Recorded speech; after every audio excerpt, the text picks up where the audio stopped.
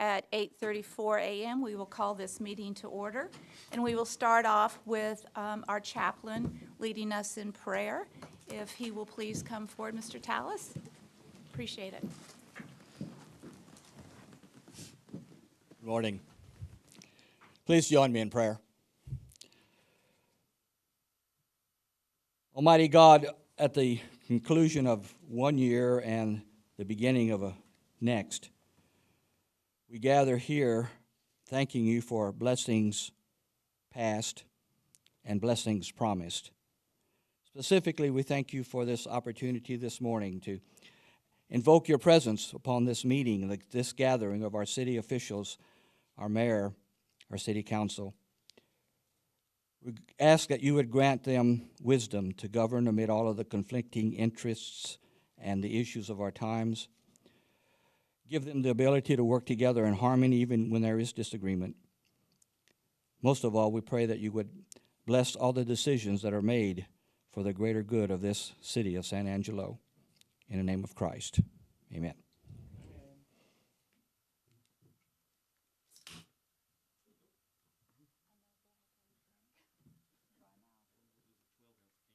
Exactly. Pass it down, Mayor. It's loaded.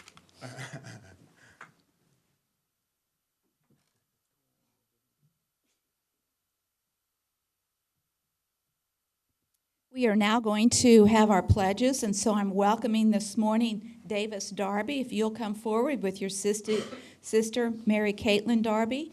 Catherine, well, got to get it right. All right. And you told me you were nervous. The mayor should be nervous. She can't even get the names right. So you ready to go? Let's turn around and face the flags.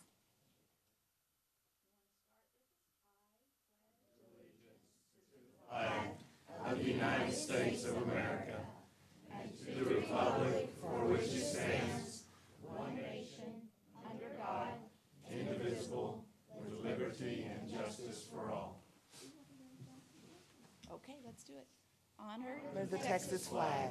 I pledge allegiance to thee, Texas, One state, under God, one and indivisible.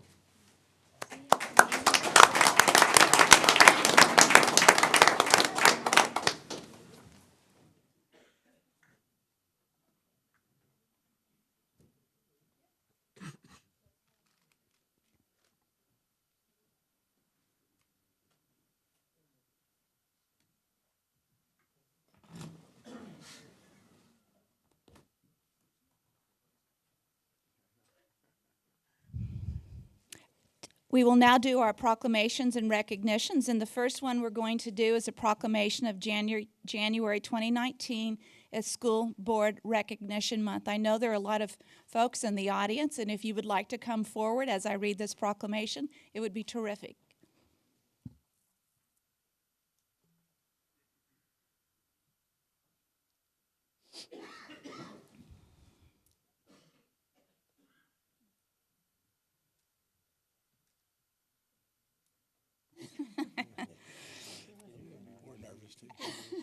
Join the crowd.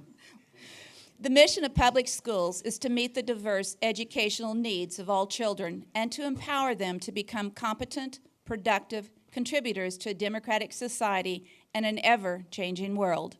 Local school board members are committed to children and believe all children can be successful, lifelong learners, and that the best education is tailored to the individual needs of each child.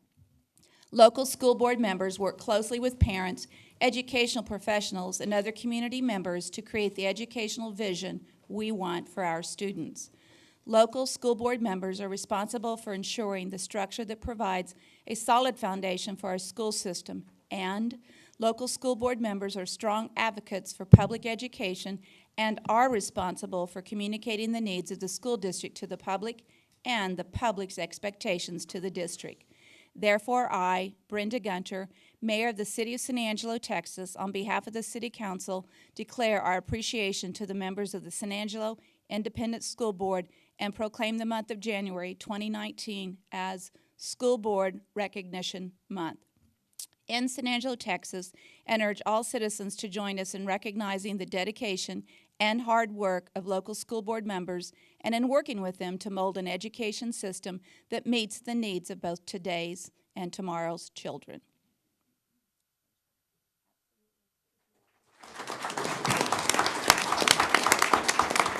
Thank y'all so much, and I really appreciate y'all doing this for us. I want to recognize the rest of our board team: Max Parker, Amy Mazel Flint, Gerard Gallegos, Art Hernandez, Dr. Taylor Kingman, and Bill Dindal. And we have a number of also, I don't know if certainly the mayor knows this and our council knows it, but we don't do a very good job unless we have a great administrative team. So I'd like to ask members of our administrative team to stand up as well, so for who are here to join us. So thank y'all for being here. It's an honor and a privilege for us to represent the city of San Angelo and to take care of the kids in San Angelo. And we're honored that 14,000 students. We're able to represent 14,000 students. So we appreciate this recognition and I look forward to working with the city on a number of projects in the future. Thank you. Would anyone else like to speak?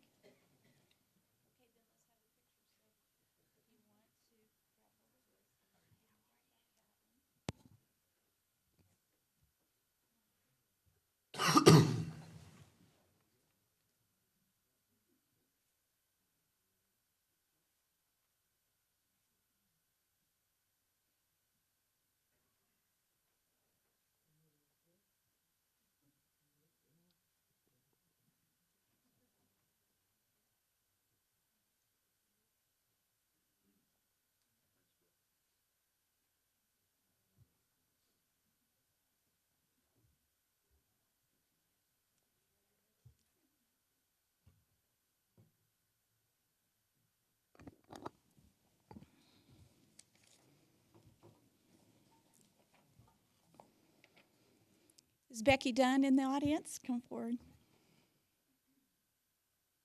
Slowly. Recognition of the City of San Angelo's Salvation Army tree and Becky Dunn. San Angelo city employees serve the community when they're on the clock. That's their job, but their service rarely ends there. An excellent example of this is their annual response to the Salvation Army's Angel Tree Program. The Angel Tree Program seeks to provide a Merry Christmas to underprivileged children in our community. In addition to requests for a few fun items such as Barbie dolls and footballs, the children's families provide their sizes for clothing and shoes. Donors provide for those needs, which include basics such as socks, underwear, winter coats, pajamas, and shirts and pants. This year, city employees sponsored 75 Angel Tree children. One city employee was assisted in his shopping for an 8-year-old girl by a Walmart associate. Afterwards, he thanked her for her help. "No," the young woman replied, "thank you. I remember what it was like. It used to be my name on that tree every year. I remember getting these gifts from people.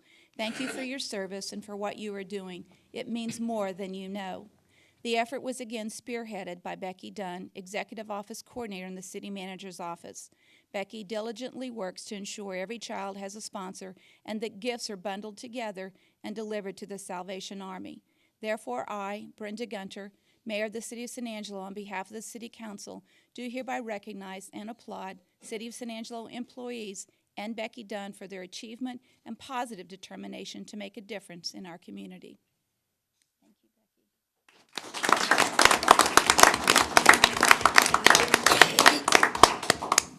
I just want to thank the City of San Angelo employees who gave and rose to the challenge of not just meeting our goals, but exceeding our goals. I look forward to seeing what next year holds.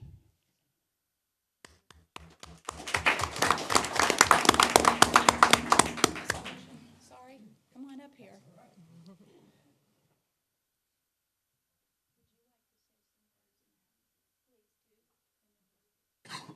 Good morning. I'm Major Stan Carr, the commanding officer of the Salvation Army in San Angelo, and it's just a thrill for me to be here while Becky is being recognized for her work with the Salvation Army Angel Tree. 75 children is about 10% of all the children who we took care of this Christmas, so that's a remarkable thing for the city employees and for Becky to head up. I've been doing this for 32 years, and I've been in big cities and small cities. I've never been anywhere where the citizens have been as generous and thoughtful as they have been in San Angelo, and this has been my first Christmas here. So I can't thank all of you enough. But Becky, thank you so much for all that you've done to make this happen. We really appreciate it. Come on up here. Let's get you. I guess we need to move towards you because you got a limp leg.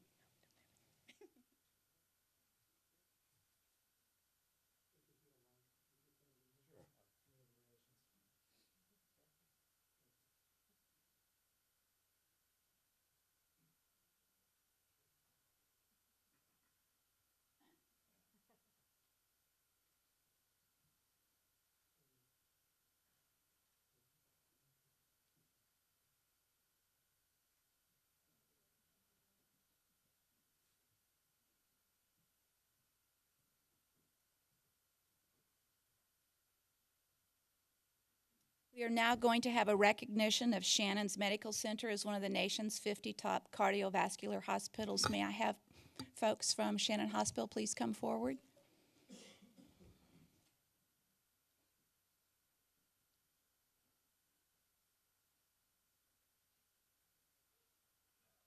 Cardiovascular disease is among the most widespread and costliest of all diseases in the United States. It is estimated to account for approximately 1 out of every $6 spent on health care in the country. Last year, Shannon Medical Center performed almost 2,600 cardiac catheterizations and more than 150 open heart surgeries. Its team of interventional cardiologists and cardiovascular surgeons provide 24-hour care for their patients. Shannon was recently recognized by IBM Watson Health as one of the nation's 50 top cardiovascular hospitals. This is the first time Shannon has received this honor. Shannon is one of only 3 hospitals in Texas and the only West Texas hospital to receive this distinction. Winning hospitals in the study have established the new benchmark for cardiac care performance by providing better outcomes at a lower cost per case than non-winning hospitals. The designation of being a top 50 cardiovascular hospital was unexpected to Shannon, as hospitals cannot apply nor pay to be part of the IBM Watson Health Study.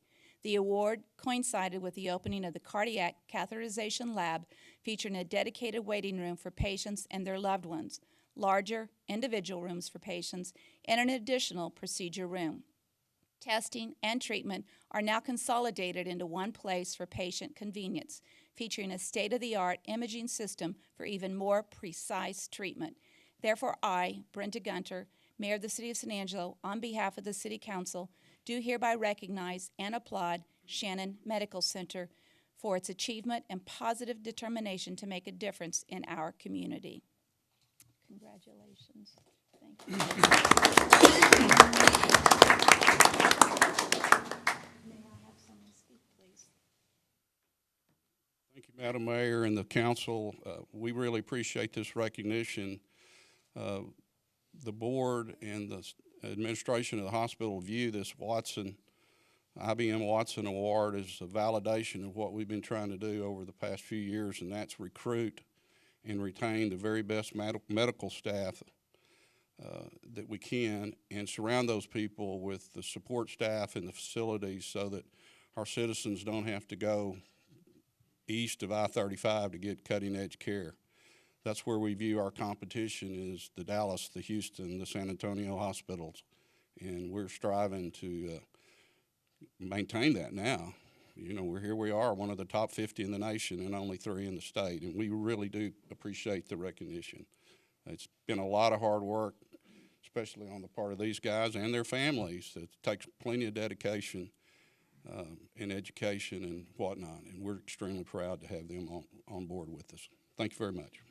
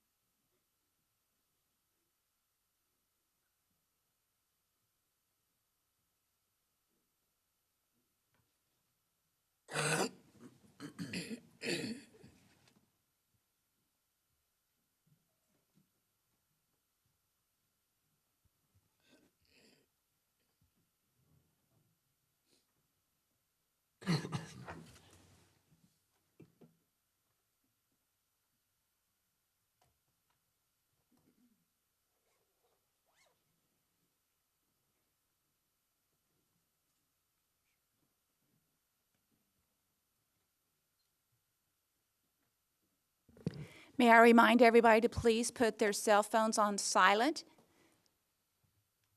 And we will now open up the meeting for public comment. Issues or items that are not on the agenda may be raised by the public at this time. Citizens should speak from the podium, begin by stating their name, and limit remarks to less than 3 minutes. Council members may request that a discussed item be placed on a future agenda. The council takes public comment on all regular agenda items during the discussion of those items. Do I have public comment from anyone this morning?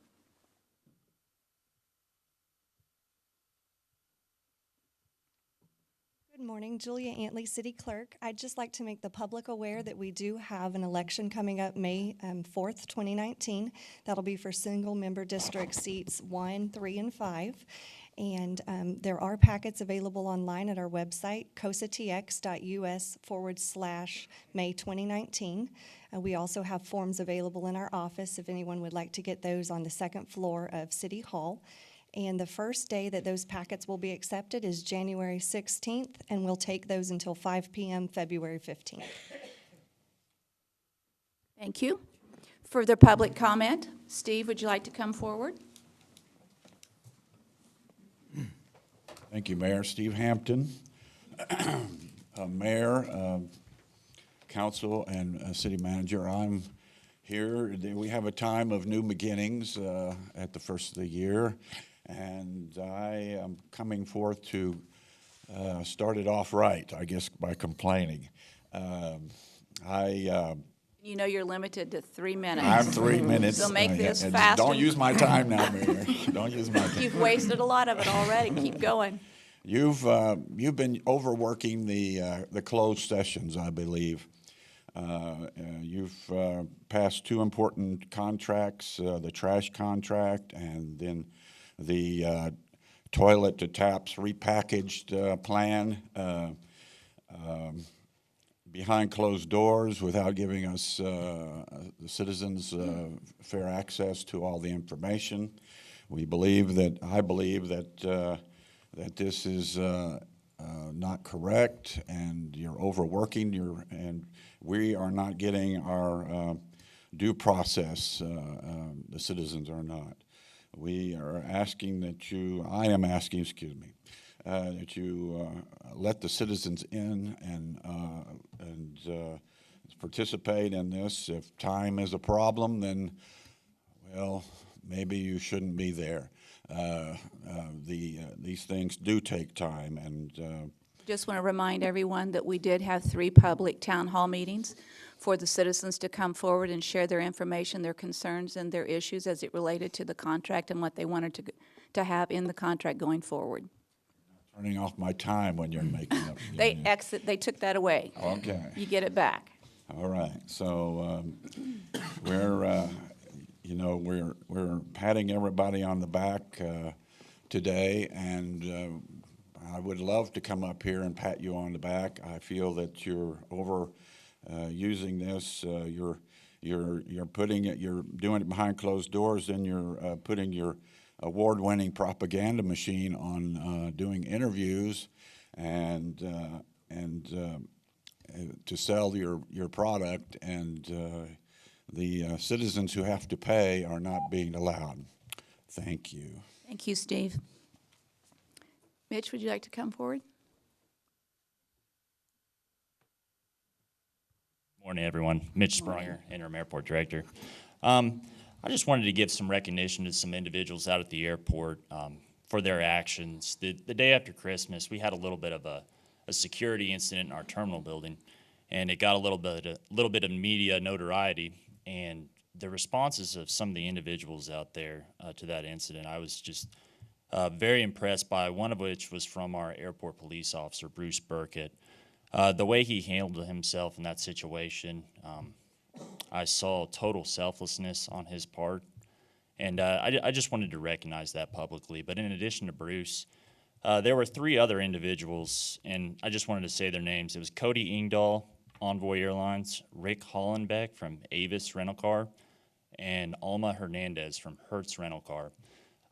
When the situation escalated, they didn't hide. They were willing to come over and assist Bruce in their efforts enabled Bruce to handle it in a more efficient manner. So just wanted to recognize those names publicly. Thank you. Greatly appreciated. Thank you. Yes. Do I have further public comment?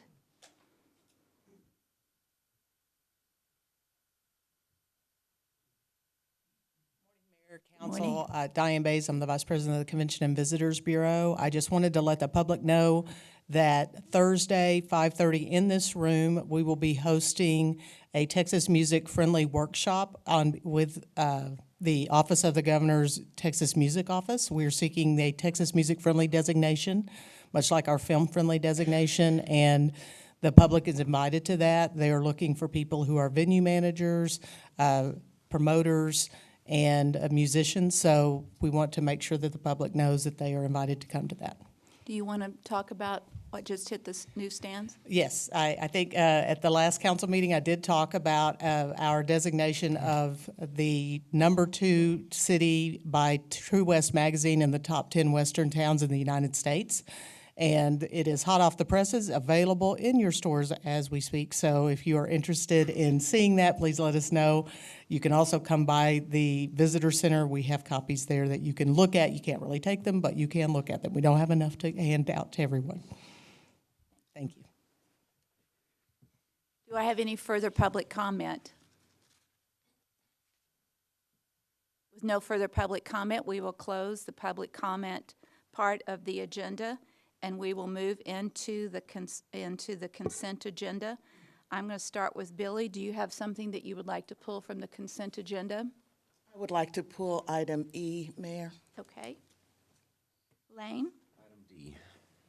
Lucy? I wanted to pull D also. Okay. Tommy? No, ma'am. I'm good. Gary? Okay. With that, may I have a motion to approve the consent agenda, which will be a motion to approve items A, B, C, F, and G. Move to approve. A second? Okay. Any public comment?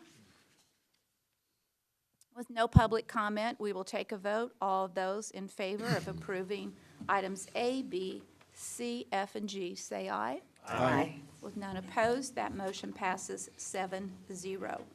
We will now entertain item D.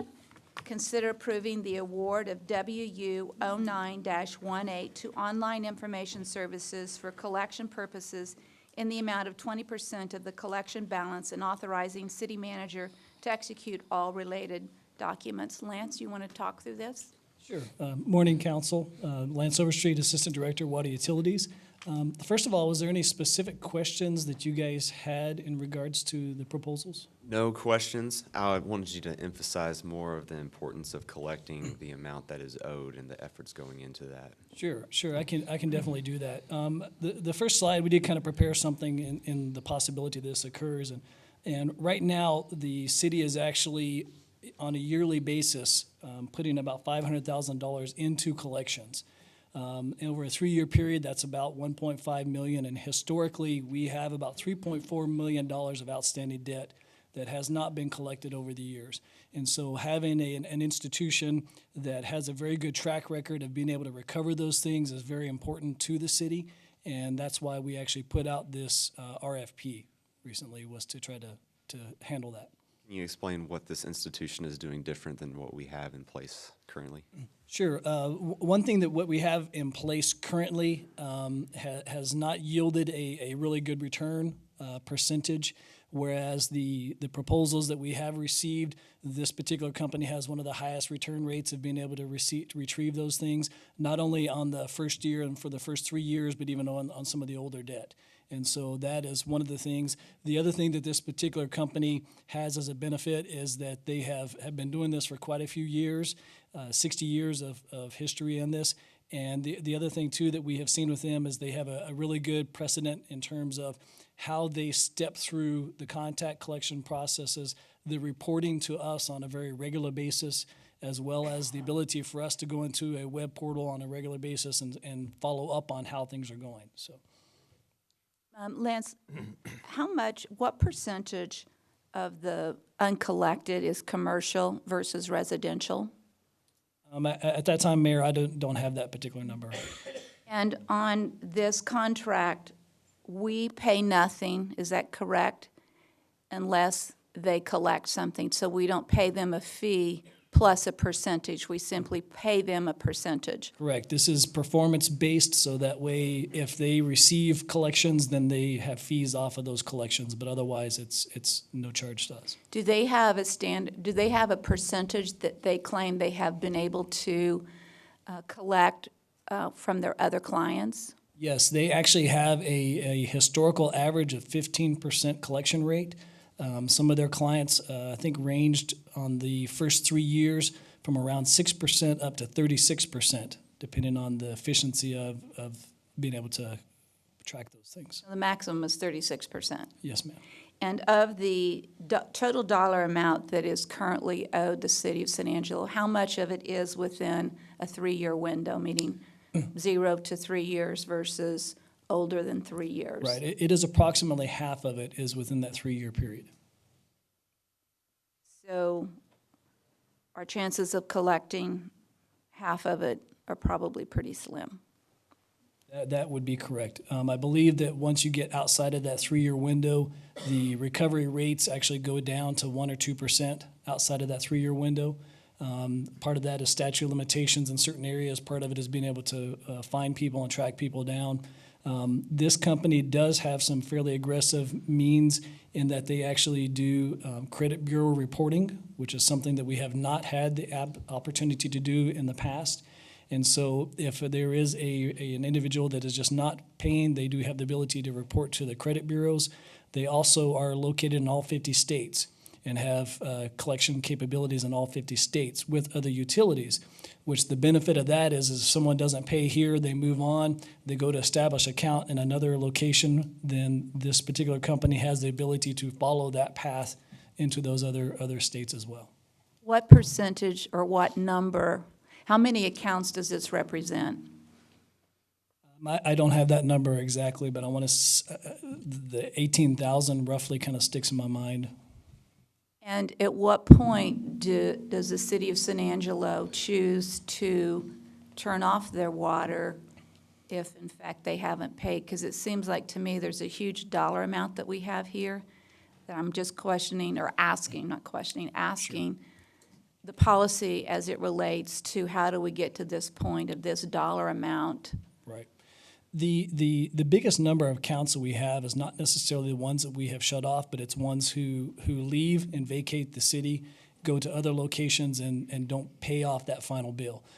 Currently, right now, I believe that an account gets put into a collection state for shutting off if they have a balance of $84 that's carried for more than about 60 days.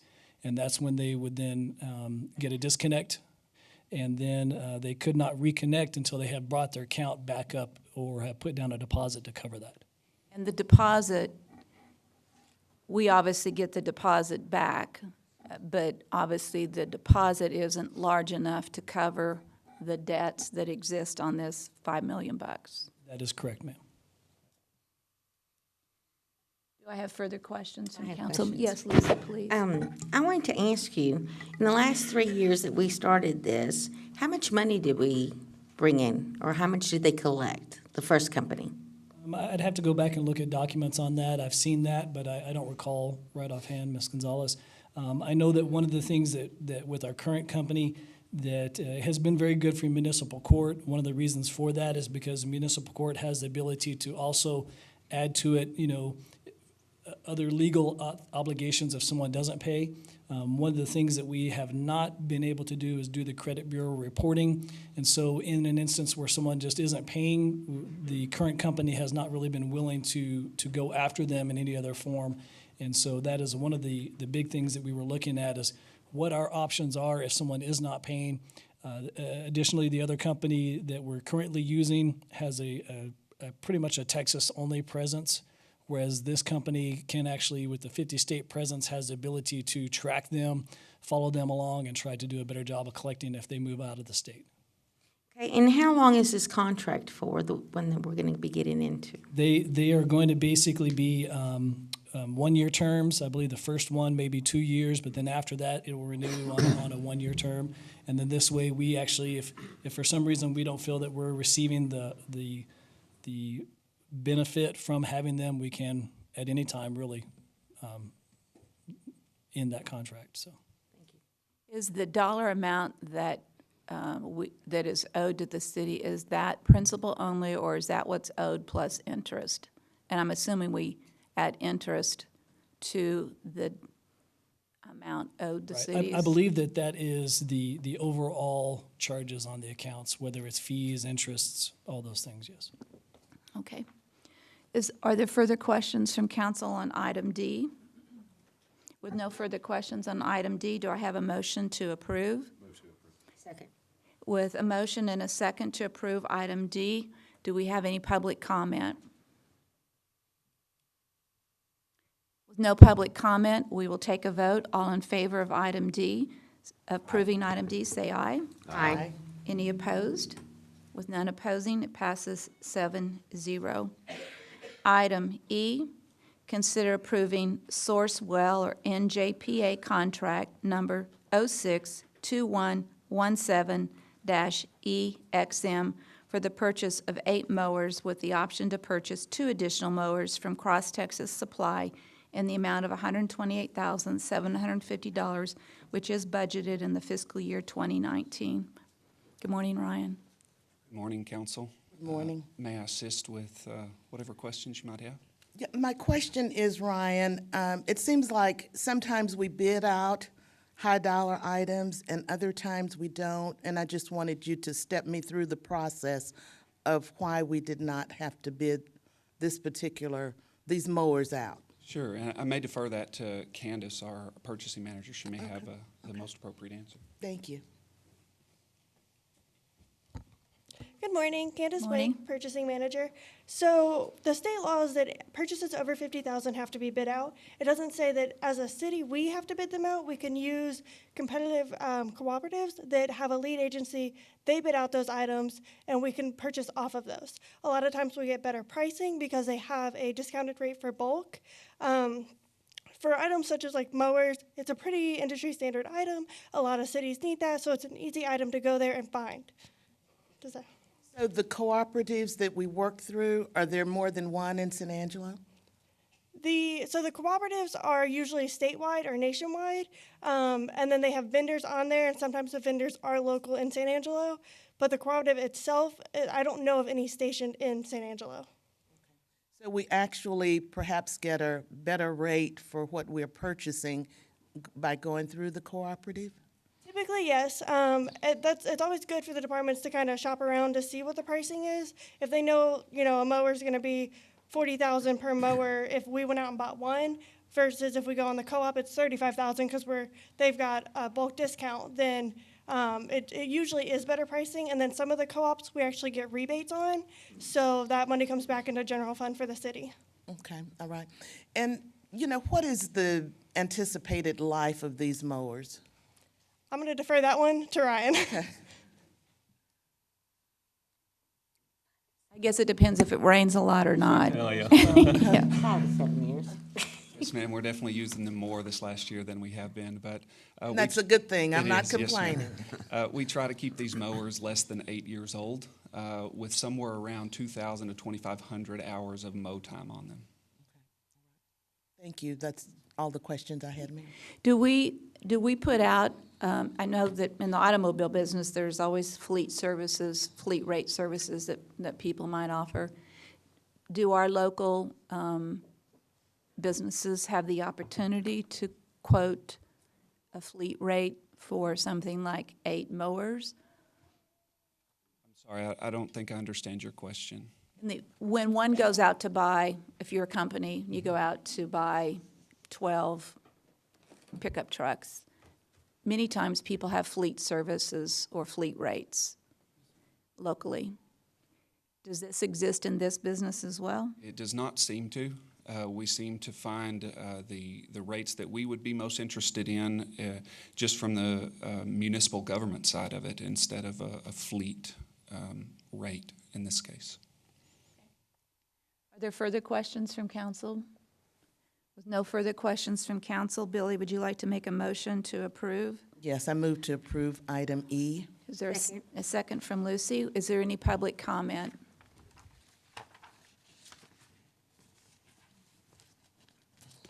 Thank you, Mayor Steve Hampton. I have a question. Are these mowers serviced as the car fleet is, and what is the industry standard on the service times?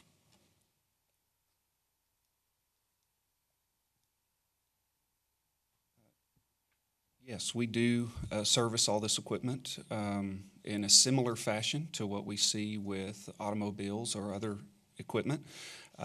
In this case, we service these mowers approximately every 500 hours for a portion of their needs and at lesser rates for other portions. So for each manufacturer, it might be slightly different, but industry standard will be anywhere from 150 hours to 500 hours on something like this.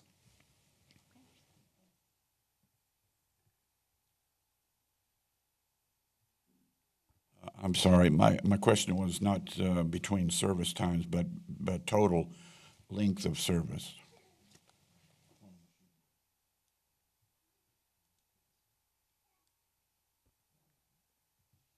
Well, I think depending on how an organization uses a piece of equipment really needs to dictate how and when we cycle that equipment out of service. In our case, we definitely notice a drastic increase in maintenance and repairs a little before that 8-year mark, so we start shooting for that in order to reduce our maintenance costs. So as an industry standard, I wouldn't know. I think if you were a landscaper with somewhat limited funds and really self-reliant, you would obviously be watching things very, very closely with one machine. And we watch as a group, and we try to make those balances across our fleet so that we know where trends start to head as soon as they head there. And so for us, it's right around that 8-year mark. Also downtime, right? Keeping employees at work. Yes, sir, absolutely. There's a huge portion of this that if we have broken mowers, then we're not working, we're not mowing grass. And so we do have to watch very carefully our downtime along with those costs, that's right. So what happens in the wintertime? We get some time to service them when other times we do not, because we do need them out working regularly. We try to get some of the major services or repairs or updates or just inspections done in the winter times. Okay. I think there's another comment. And the last question is, you're buying 8 here. How many do you have in your fleet? How many? What is the percentage of replacement? We currently have 43 active units in our fleet of this type. We're adding 2 with these numbers that you're seeing here in the stormwater division. So they're getting 4 of these mowers, and we're going to be adding 2 because of a difference and update to their practices. So we'll actually be increasing their assignments slightly. The rest are replacements. So. Any further comment or questions on item E? With no further questions or comments on item E, we have a motion and a second, and so we'll take a vote. All in favor, say aye. Aye. Aye. Any opposed? Motion passes on item E 7-0. Conclude the consent agenda, and we will move into the regular agenda. First item is item A, first reading and public hearing of an amendment to the zoning ordinance establishing new standards for regulating mobile food trucks on public and private property in the city of San Angelo. John, you're on. Thank you. John James, Director of Planning and Development Services. This item, as you mentioned, is related to food trucks, or what the state code calls mobile food units, and so you'll notice throughout our ordinance that's what we call them, but I'll use those terms interchangeably. Some of the reasons we looked at this, our current ordinance really doesn't address food trucks. We've sort of pieced together regulations. There are current regulations for restaurants, and so some of the rules that apply to restaurants apply to food trucks. But as you can imagine, those rules that are written for restaurants don't necessarily always apply appropriately to food trucks. And so this is intended to address food trucks directly and make some decisions about exactly how we want those to be regulated, rather than just relying on other rules that were not written with food trucks in mind. With that said, there are really two different things we're trying to accomplish with this. One is to allow food trucks in areas where we think they're appropriate. Again, there are some locations now that food trucks are operating where they're not technically allowed, and so we want to clean that up. And we want you all to tell us where are those locations that are appropriate and not appropriate. And of course, I'll be presenting you what the staff recommendation and planning commission recommendation is for that. On the other side of that coin, we want to ensure that we're protecting the public, ensuring that food truck operations meet some minimum health and safety standards, that where appropriate, they're meeting similar regulations as to what restaurants have to meet. So we're not giving them special treatment as compared with restaurants, but we're also recognizing that in some ways they are different, and so some different regulations would apply. So throughout this, I'm going to talk a little bit about what the current ordinances say and what's being proposed and how those things different. So as I mentioned, under the existing zoning ordinance, food trucks are only allowed where restaurants are allowed, which is basically commercial areas. And so within residential areas, even churches, schools, or even industrial areas, food trucks would not be allowed under the current rules. And so this would expand that into some of those areas where we think it's appropriate. One of the points here is that for non-residential uses such as churches and schools, if those have approval to be in a residential area, then we think that a food truck is appropriate for those as well. Whereas if those non-residential uses haven't gotten some approval to be in that area, then the limitations are a little bit stricter for those. In terms of, there's a distinction here I'll talk about. Right now we'll talk about private property as distinguished from parking in the right-of-way. So the rules, as you'll notice in this proposed ordinance, are a little bit different in terms of what can happen on private property and what can happen in the street right-of-way. So as we're talking about private property, in any case, property owner written permission is required. That's the case today, and the proposed ordinance makes that explicit. You can't go locate on somebody's property without their permission. We're also proposing that you can only operate from a location for 3 days in a row without moving on. And I'll get to the exception a little bit later, but unless you're located at your commissary. Again, I'll describe that a little bit more, but if you're not located at your base of operations, you can only stay in one location for 3 days at a time. And if you're parking for more than 4 hours at one location, you have to be on an all-weather surface, which could be pavement, concrete, caliche even. So the idea there is if you're there for a couple of hours for some event, you can pull up on the grass, and that's probably not a problem. But if you're going to be setting up there for 8 hours, 2 days, we think that it makes sense to be on an all-weather surface. And then in terms of on-street parking, there would be no on-street parking for more than 4 hours in a 24-hour period unless you get a special event. So as I go through these, many of these things can be varied through a special event permit. That allows you to close streets. That allows you to park in places you're not normally allowed to park. So all the rules I'm talking about here don't apply if a food truck or a festival or something is getting a special event permit. That can also be, it says you can park in the street for up to 4 hours, but in locations where parking is restricted, for example, in parts of downtown where some parking spaces you can only be in for 2 hours or 3 hours, that shorter limit would apply instead of the 4 hours. We've also put in some restrictions, recommended no parking within 200 feet of a public or private school without written permission of the school. In talking with the school district, they have some concerns about food trucks locating, maybe just across the street from the school and interfering with their activities. And so schools now already have some control legally within a distance of their schools. This just lets them say whether or not a food truck can locate within that distance of the school. Again, many of our schools allow different vendors to come in at certain times, and so with the school's permission, they can locate closer or even on school property. Also, no on-street parking near homes or apartments except in downtown.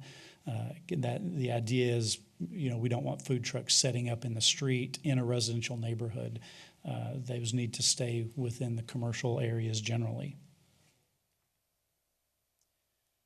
Again, some more on-street parking rules. No on-street parking within 100 feet of an entrance for an operating restaurant, except with the owner's permission.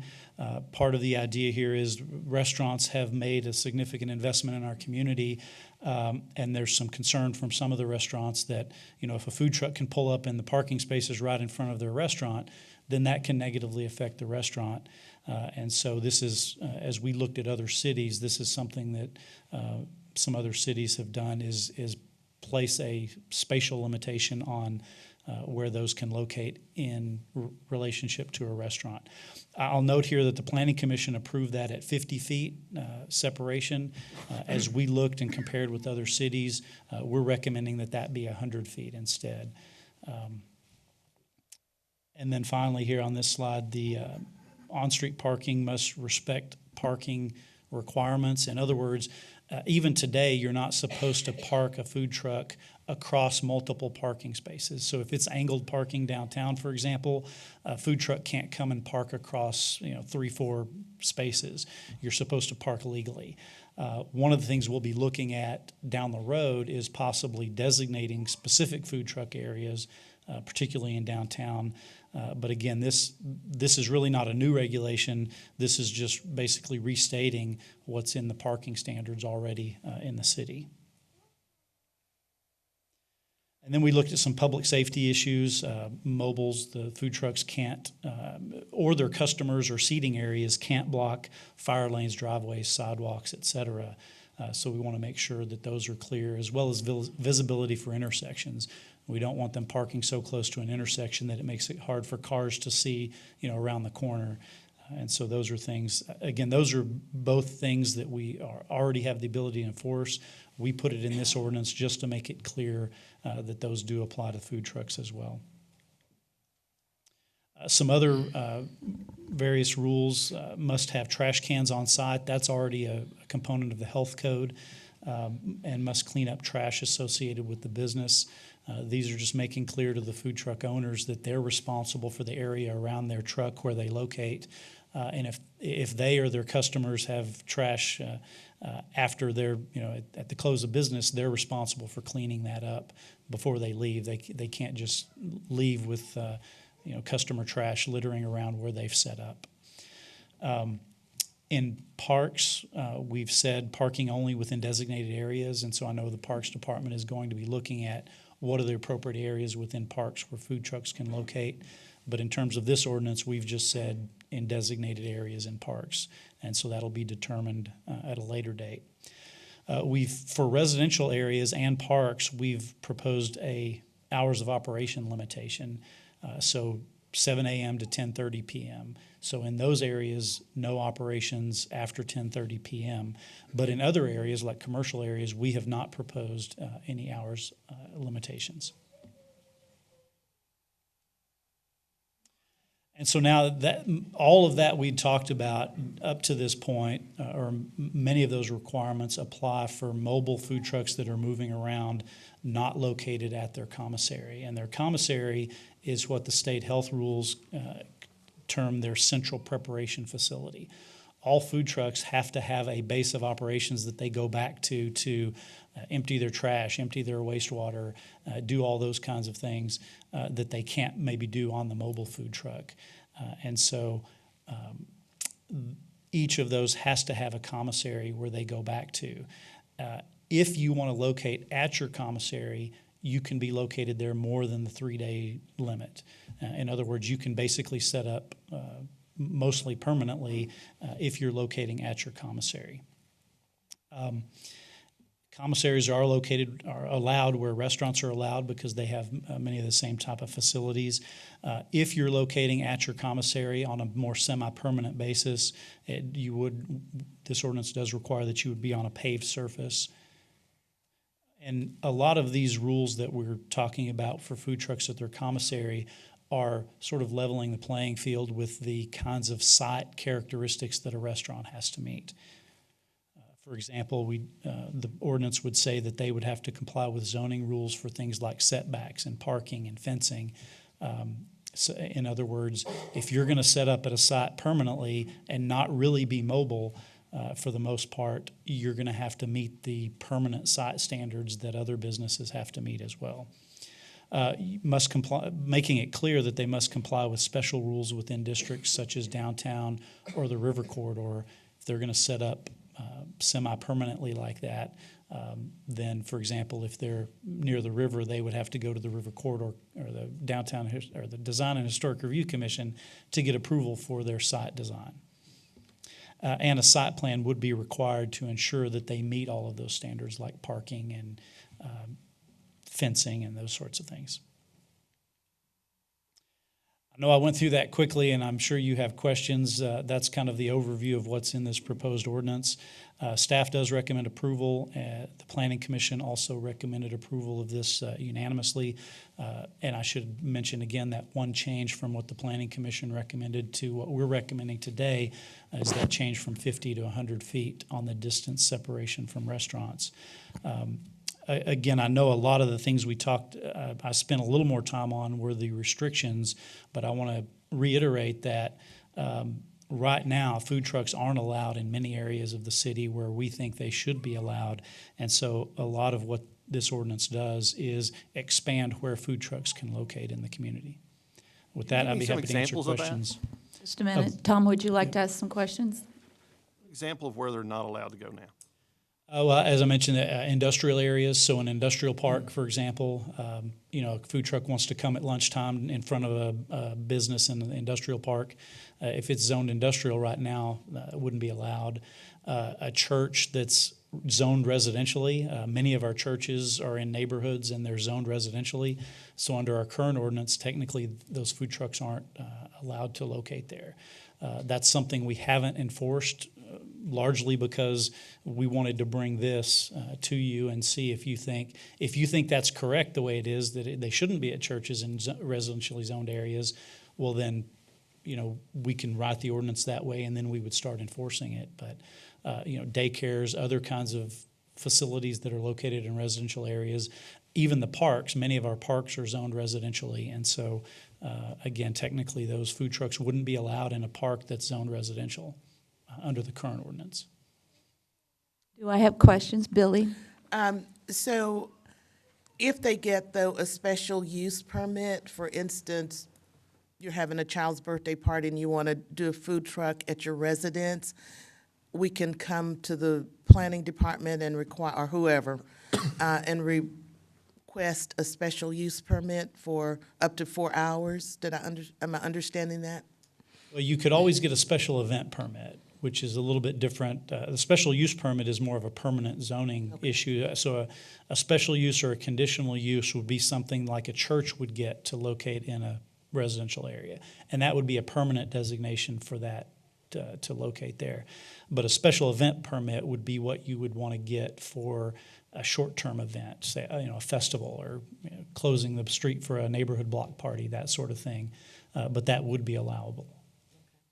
And my second question is, when the food trucks are located at their primary place of operation, the commissary, as it's termed, they don't ever have to move, or do they have to move periodically? Well, they still have to be mobile per the state food rules. And so I might defer to Teresa or Sandra on exactly what that means, but they do still have to be mobile and prove that mobility to get their annual food permit. But from a zoning standpoint, yes, they don't have to move if they're located on their commissary site. But they still may have to because of the health rules, at least annually and maybe more often than that. Teresa, can you speak to that? John's correct that if they're going to be considered a food truck, they still have to meet those requirements that Sandra has under the health code. Food trucks have a different impact on the community and on the safety for the community than a standalone business or a standalone restaurant will. And so if they want to be a standalone restaurant, we can help them do that. But if they want to be mobile, there's going to be less of an impact typically, and so we're going to have lesser standards. But to get those lesser standards, you are going to have to demonstrate still mobility. Lucy, you had a question or comment? Yes, Mayor. I just wanted to ask, on these food trucks, I know that they pay taxes, but can you explain that a little bit as far as the taxes go that they have to pay? Someone else might be better able to answer that. I know that they pay sales taxes on the food that they sell. Obviously, they would, if they have a commissary site that they own, they would be paying property taxes on that. I don't know if the food truck itself pays any sort of property tax. How much is their permit? You know, like when you go and get the permit, how much does that cost? Well, I would defer to Sandra on that. I don't know what those permits cost. Sandra, we'll just a second. Sandra, if you'll come forward. Morning, Sandra Vidal, Health Director. Yes, the permit is $150 per unit. For Annually? annual, yes, ma'am. Annual permit. And according to, I just wanted to say what Teresa said, the food rules, the Texas Food Establishment rules, do state that the mobile has to demonstrate mobility at least once a year. So this particular year, we started something brand new. So all of January, because we are in the actual permit process, renewal process, and so we are actually requiring each mobile unit to come to City Hall and demonstrate mobility, make sure that everything's in operation and all of that. So last month, we sent out a letter, and I believe that you got that information, excuse me, in your Friday packet. So anyway, we are doing that. We are trying to follow the rules. Again, the permit, $150 per unit. So any other questions? Okay. Yeah, Tommy? A couple questions for John. I'm assuming, but so not to assume, do they make a declaration at the time they seek the permit of the commissary location so that we know where the home base is? Yes, when they get their health permit for the food truck itself, they have to designate where their commissary is. And could that be a residence in a neighborhood? Could the commissary location be a residence? We actually have not allowed that. The food rules really state that it has to, we can't permit facilities at home. So we just have never gone there. And we've always, told the applicants that they have to go to a zoned correctly part of the city. And with the application, we actually have a packet. We send the applicant, especially if it's a brand new one, brand new establishment, we send the applicant to planning, and we actually get signatures that they have spoken to zoning, permits, planning, and the fire marshals, just to make sure that everybody has had a chance to speak to the applicant and just let them know of all of their rules that are in requirements for each of those mobiles. So, thanks. Lucy, you had another question? Actually, Yes, ma'am. Before that, if I could add one more thing to Tommy's question. This ordinance, as it's written, does clarify that and explicitly states that a commissary can only locate it in a zoning district where a restaurant would also be allowed. Good, thanks. John, my next question is, who's going to enforce the 3-day rule as far as for the mobile food trucks? Like, who's going to be the one to say, hey, you've been here 4 days or 5 days? I think that's something maybe still to be determined. It would be a combination of planning and development services staff, code enforcement, perhaps even police department would assist with that. But that's something, once an ordinance gets adopted in place, we'll look at for each different type of violation, what's the most appropriate enforcement action. Are there any further questions from city council members? Lane? Can you just explain the concept of commissary for the public?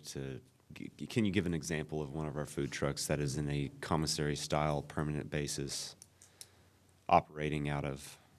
Sandra may be better able to answer that because issuing those permits and knows which ones and what their commissaries are. I know a few. I just want a clarification on that for everybody watching. Actually, commissary is actually a central prep facility or a servicing area.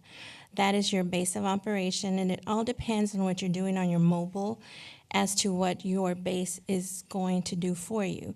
If you are self-contained and everything is happening, washing your pots, pans, everything is in your mobile, then you would not need certain things in your servicing area or central prep facility. Now, if you, let's say your central prep, you're going to be prepping, cutting, chopping, and all of that, then that's going to require more things at your base. So it all depends on what's happening on your mobile as to what that base is going to do for you. I'm going to throw a couple names out there that just come to my mind as what I would think as a commissary. Is the Hamptons a style of commissary workplace? Yes. Lone Star Cheeseburger, the Pit. So they don't have to move every 3 days. They are next to their commissary, so we have allowed them to stay close to their commissary just because because according to how the ordinance is right now is stated, they can be there 3 days, but they've got to go back to their commissary. Well, these folks are already at their commissary, so we have basically allowed them to stay at their commissary. The 3-day rule's out the door for them, and they would just have to prove mobility annually. And they must always be readily mobile, according to the food rules. So the tires always have to be inflated. I mean, we can actually ask them, the inspector can go in and say, I need you to go around the block, or something like that, just to demonstrate mobility. But we are going to at least limit it to that one time per year. What I'd like to add to that, something that John mentioned, is that if they are going to operate from their commissary, there are going to be site plan requirements and other requirements to make sure that the public is safe and that they have appropriate parking and those sorts of things. So it's not just a matter of move and then you can park. If you're going to park and operate there, there are some limited things that they are going to have to demonstrate. Yes. John, were meetings held with food truck operators and owners to get their input on this proposed ordinance? Yes, we had an initial forum, and those dates are in your packet. On January 30th, 2018, so just about a year ago, we had a first forum to talk more generally. That included these kinds of issues, but also health permit rules. But then as we got to a draft list of ordinance standards, we held another forum September 5th, 2018, so a few months ago, invited food trucks and restaurant owners and anybody interested and presented our thinking at that time. In addition to that, of course, it went to the Planning Commission, and there were folks who came and spoke at the Planning Commission as well. And then, so now they have this opportunity to speak to you all. So we believe we've given them the opportunity to, number one, understand what we're proposing, but also have opportunity for input. And many of these rules were changed in response to input from the food truck folks to make sure that this is addressing some of the concerns they brought up. So for the restaurant owners that participated, were they generally satisfied that that their interests were being represented? Well, it's a little difficult to say that there were not that many restaurant owners who spoke. There were a number in attendance at those forums, but not many of them spoke. And so I would be a little hesitant to try to characterize that. I know there are some restaurant owners that have concerns and perhaps think food truck restrictions should be more restrictive. But our goal here was to try to balance those concerns of restaurant owners versus the concerns and needs of the food truck operators. And so that's where we tried to balance those different concerns. But I wouldn't say everybody is 100% in agreement with everything in here. Are there any further questions? If there's no further questions, may I have a motion to approve the food truck ordinance as presented by John James? Move to approve. Second? Public comment, please. Steve? Steve Hampton. I have 3 questions. The mobility has to be demonstrated once a year. It's a motor vehicle. Don't they have to renew their licenses and they have a state inspection? So why are we involved in that? Unless it's a trailer. Are trailers involved in this? Sir. Okay. The second one is parking surface. That I find that particularly obnoxious that, you know, you can't 4 hours on dirt and then you got to move. Who's going to be watching? You could move down to the other end, and does that qualify? There's a lot of, this is kind of vague to me. The permits, he said that you go down and get a permit, but if it's over here, you got to go over here to get a permit, and we were trying to get a one-stop shopping on permits organized for other things. Why not this? Further public comment? If you'll please state your name.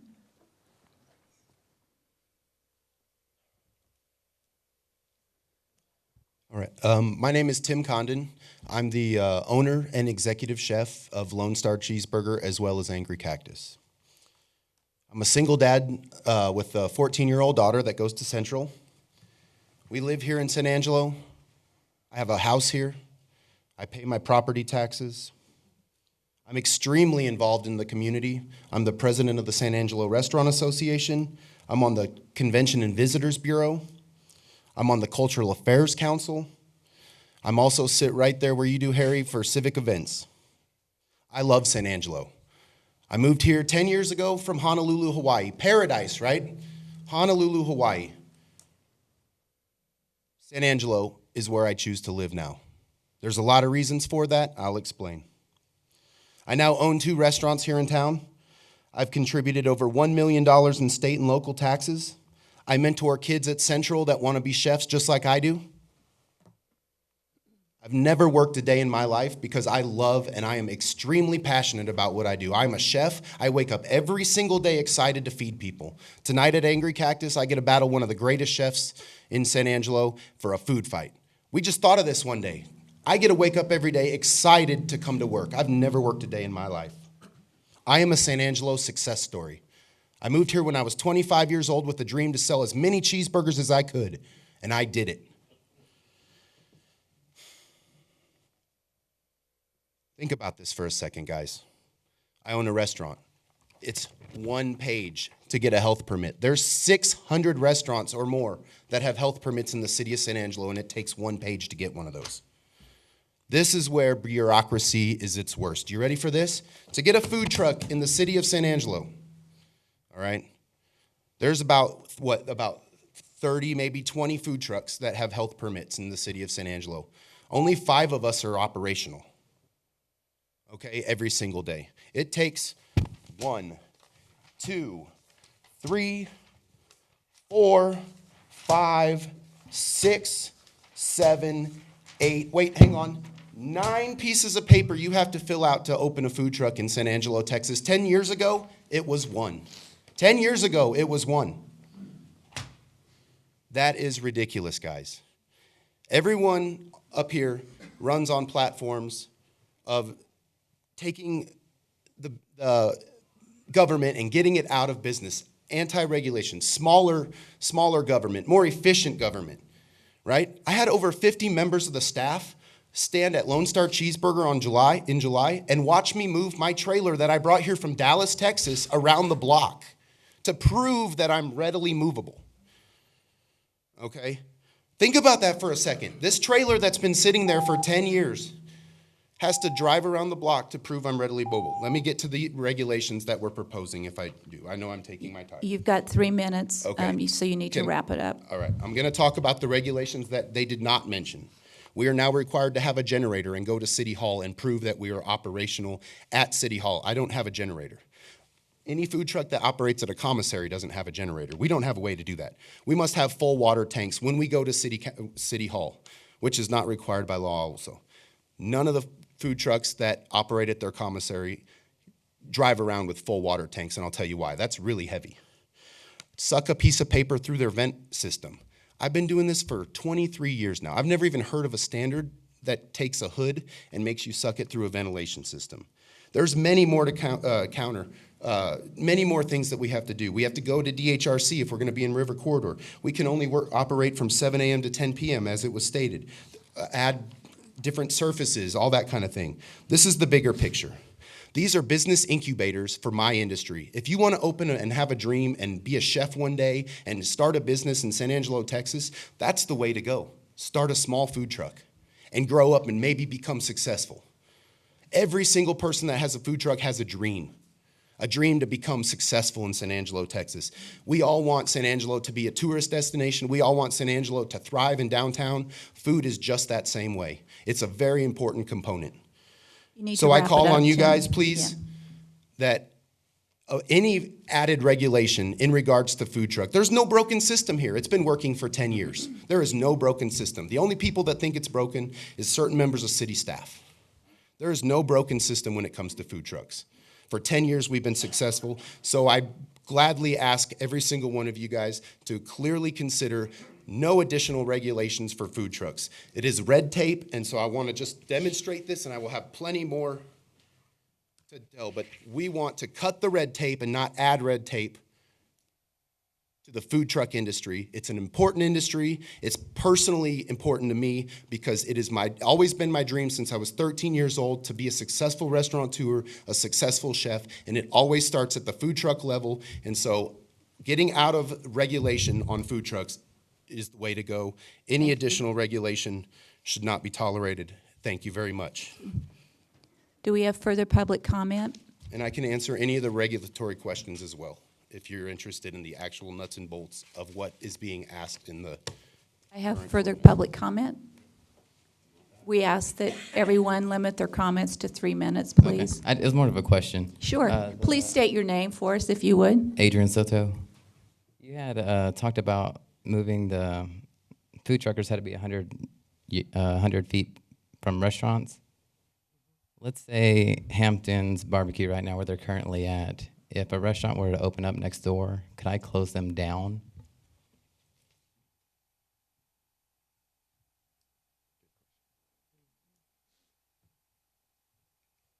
Generally, with our zoning rules like this, once something is in place and permitted, they're allowed to continue. And so if a restaurant located within 100 feet, that existing food truck operation would be grandfathered or considered non-conforming, but allowed to continue as long as they stayed in business. Another question I had. So I saw that you were wanting to change more rules as far as like if a truck was to operate as a commissary, they were going to need to have certain things that a restaurant has. And I think that's the biggest issue for me. I was a food truck, now I'm a restaurant, but there's a lot of misconceptions. A lot of people think that these food trucks don't have to meet certain requirements, but that's not true. The only difference is between a food truck, health-wise, it's all the same. It's safe for everybody. They're going to go through the same rules. As far as the building, they might need a restroom that a food truck wouldn't have for their guests, and it might need some parking spaces. Outside of that, there's no real difference. When a truck needs to demonstrate mobility, it's honestly pointless. It doesn't do anything for anybody. If they're operating at their commissary, we're saying that it's safe. A commissary is basically just has everything that a restaurant has. Between the truck and that commissary, everything that a restaurant would need, it already has. So when we're making them drive to downtown, it's pointless. If you're going to add more rules and say that we need parking and whatnot, then it's truly a restaurant at that point. I just don't see the need for it. Teresa, you want to address the issue of mobility? The issue of mobility comes in the Texas rules. That's where you're required to demonstrate mobility. We have decided that the best and most consistent way to do that is to have you drive downtown. I don't think Sandra mentioned it, but it should be noted, it did come up that, vehicles who are like trucks, who are food trucks, they have inspections, and so why do we need to check for mobility? Trailers also are supposed to have an inspection sticker, and that's one of the things that will be checked this year, to make sure you have an inspection sticker from DPS, to make sure you're street legal. But the whole idea of mobility comes from which set of rules do you want to apply. If you're not going to demonstrate your mobile, we have a different set of rules for that, and we can help you accomplish that, but you want to be a mobile food vendor. Therefore, there's a different set of rules that are state of Texas rules. I'd also like to point out that a lot of the regulations that Mr. Condon referenced in the meeting today are not what we're talking about today. What we're talking about today is really lessening restrictions on food trucks, letting them operate in places. These are zoning rules. The issues with the food regulations that are at the Texas level and the fire code regulations and all those are not what you're deciding today. You're deciding the zoning issues, where they can park, where they can operate. All I'm saying is a lot of that stuff just didn't seem necessary. I think her point is that that's a state law. That has nothing to do with what we're determining today. The I know, state but is you have the dictating ability that. to create. We have our own health department and whatnot, how to operate. Y'all have the ability to do that. We don't always operate by what the state thinks. The health department, for instance, if we did by the state, it'd be a lot easier if we went by state code, but we go by our own health code. So You want to reply to that, Teresa? When I look at what the health rules are that we have in as far as the state rules and applying those, basically what we say, and Sandra, you probably know more of the details, is that we're going to apply the state rules to you. And to demonstrate mobility, which the state rules says we need to do, we're going to ask you to actually move. So we are applying the state rules. I don't think they make them bring their trucks downtown. And I don't think the No, but they state give us the ability to make that happen. We had this whole conversation back in July. I know, and I It think doesn't specifically say that you have to make them come downtown. It does say But here we that want to do you that. can determine how you demonstrate mobility, including moving. And the easiest way to demonstrate mobility is to actually move. Okay.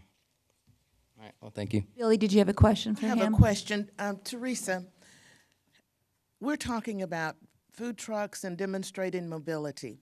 If a food truck has a commissary, can they apply to become a restaurant so that we don't get into the minutia of mobility, demonstrating mobility? Okay, yes. First of all, today we're not talking about mobility. Again, that is part of that other regulation we're not even addressing today.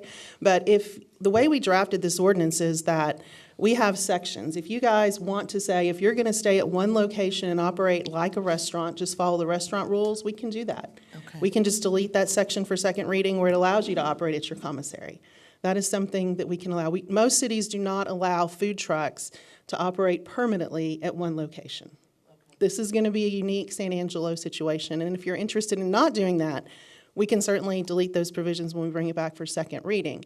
But because we have a number of food trucks that do operate mostly from the restaurant that they're associated with, and that seems to be a popular thing here, we wrote regulations to allow that to continue and also address the safety issues that arise from that.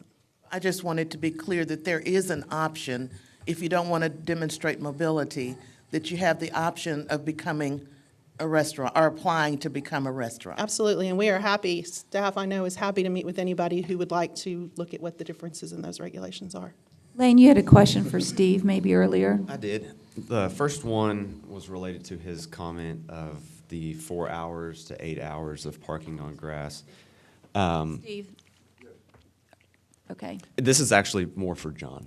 Okay, John. The way that I see it, because of the weight of the trailer, and John, you might explain this better, the weight of the trailer, after a certain amount of time, it's going to cause damage to an unimproved surface, sinking down into dirt, especially after a recent rain. If it rains here for more than 1.5 inches and they go park on it 3 days later, they're going to start sinking a little bit. Is that kind of the process of that? Sure, that's part of it. It's the way to the trailer, customer traffic, if you're set up for a long time, people coming and going, and oftentimes these are set in locations where cars just pull up to them. And so it's all of that sort of thing. It's also that issue of if you're locating at a site with a regular on-site business, you have to have paved surfaces. You have to meet these standards of what we call our site development standards. And so what this is saying is if you're a food truck and you're going to operate at a single location for longer than a certain period of time, you need to meet those same rules that everybody else has to meet. That's what regulation right now, correct? Well, again, for food trucks, it's not clear that all of those rules apply because our ordinances just don't mention food trucks. So part of this is, as I go down through this, a lot of these things are already in place, but there's been some argument. And so is that the case or is it not? This just makes it explicit one way or the other so that we're not arguing with food truck operators. Well, is that really what the rule says? We're just making it explicit. Lane, did you have further questions? Yeah, when I first saw the 4 hour, I was thinking about the same thing of Steve. Is this a little bit more overstep? But I can see, because I have trailers, and the weight of the trailer will sink down into your yard and cause some damage. And again, for that provision, like a parking lot for a business has to be like concrete or asphalt. Right. For this provision, all weather surface in our ordinance means something broader, which could allow gravel, caliche, other kinds of surfaces that don't necessarily mean it has to be pavement. Absolutely. The second question I have, and I have 3 total, is moving 2 to 3 feet feasible? Is that okay to prove mobility instead of taking it around the block or going? Again, this ordinance today is not addressing anything about mobility. That's in the state health code and our local health code rules. So I guess number one, I would defer that to either Teresa or Sandra. But again, that's not being decided today. So we can fight that another day. This on the agenda today is actually allowing a broader spectrum of where they can operate. I can see that. So this is another question for a fight of another day. We needed to explain the 7 extra pages of the permitting that Tim Condon put down. May I have a copy of what you put down? I'm not even sure what he put down. I guess Tim, can I see it? Might defer to Sandra on that. I'm not sure what A normal restaurant has 2. This one has 9, so 7. I do know there's a food truck application, then there's a separate one for your commissary, but yeah. But we're not voting on that today. Exactly. We're not voting on that. A restaurant has 2 sheets of paper, a risk form and the actual application. The mobile food unit has a risk form, the actual application. We need a commissary agreement because we want to know where their commissary is, and we need a restroom agreement. There's other information.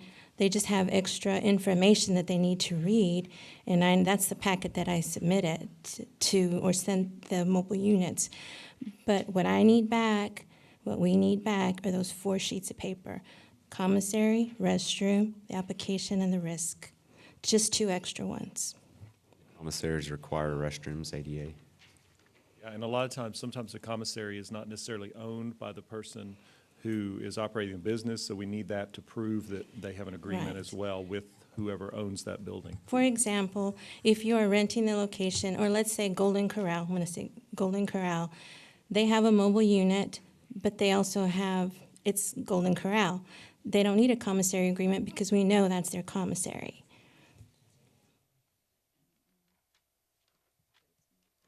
So just to clarify, today we are just broadening the spectrum of operational areas. Daniel, do you have a comment? I'm curious. We're talking about 9 pages here. We just heard it's actually 4 pages. Tim, where'd you come up with 9 pages? You passing it through? Okay, I'm curious about that because that took me by surprise. Do we have further questions? Okay. Harry, do you? I guess I need some clarification. Tim says 9, Sandra says 4. Of course, I see the papers being flashed down here. But I heard that probably 5 out of these 9 pages are informational. It would be no different than going to the city clerk and deciding you're going to run for city council this spring. There's a whole packet of information, but there are only 4 or 5 sheets that you got to fill out. So I guess Is that where we are with this? That's where we are. That's why I wanted to let you see what's in the packet. Most of the information is like a notice of hearing was in there. There was an information sheet. There was a letter either from John or Sandra in there. There was a renewal permit in that packet. So there's not a lot of information that we have them fill out to get one of these permits. We took a lot of time last fall to make sure this process was easier for the food truck owners. We're still working out some, things internally, but for them, it's a one-stop shop. They get a packet, they fill it out, they hand it to us. We call them and let them know if there's anything else they need to do. So, I'll let you judge for yourself whether or not that is an onerous packet, but most of that information, from my quick view of it, was informational.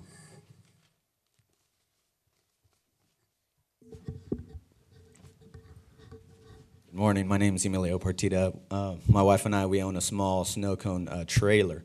A couple of things were answered today, which is great, but we also have a couple more questions. One is, it's now $150 to get the permit. Last year was $100, so that went up $50. Also, we have to go and demonstrate mobility, which is not a problem for us. However, if we don't hurry up and figure out where our commissary is, we're seasonal, and we don't fill out our paperwork by the end of this month, then we're get some type of fee tacked on. And if somebody were to come in and do a brand new food truck to go through the same process, they could do it any time of year and not get any fees. They just have to pay the $150. So that's just kind of weird. As far as the zoning, last time when we had a meeting, I brought up about the parks, and that I see that that's kind of a thing that we're kind of talking about, but nothing got resolved in that. You're already gonna, vote on this and approve it, but the zoning for that type of thing, parks are a great utilization point for multiple people to come that is not in a residential area, that's not conflicting traffic downtown or anything like that. I don't see why that isn't already something that was prepared to be decided on in zoning. This is a zoning meeting, so why wasn't zoning involved in doing that? A couple of things. I guess there's a fine line somewhere becoming a restaurant and a mobile food and your own commissary. There's some line there. So like for us, why couldn't we be our own commissary? We have 3-compartment sink. We meet all the safety requirements. All we need is a bathroom, sewage drain, and water supply. We don't have any raw meats or anything like that, so it's not a health hazard. Most of it's sugar and flavor. And so as long as we meet that, but we wouldn't want to stay there. We'd still want to be able to go to festivals and things like that. But if we were to be able to hook up, I don't know if you'd call it, but I just don't see why we would necessarily need a commissary if we're meeting all the necessary needs right where we're at without that. And then there's some... Would you like someone to answer those Yeah, statements before you move on sure. to the next one? Sure. Okay. John or Teresa, do you want to comment on his statement? I can comment on the parks. This Okay. ordinance does allow them to operate in parks in designated areas. And I don't know if Carl's in the room, but Carl already has a list of areas that he's considering as designating for allowing food trucks. I mean, there's concerns, particularly around the lake, we have to watch out for, but that is addressed in this ordinance.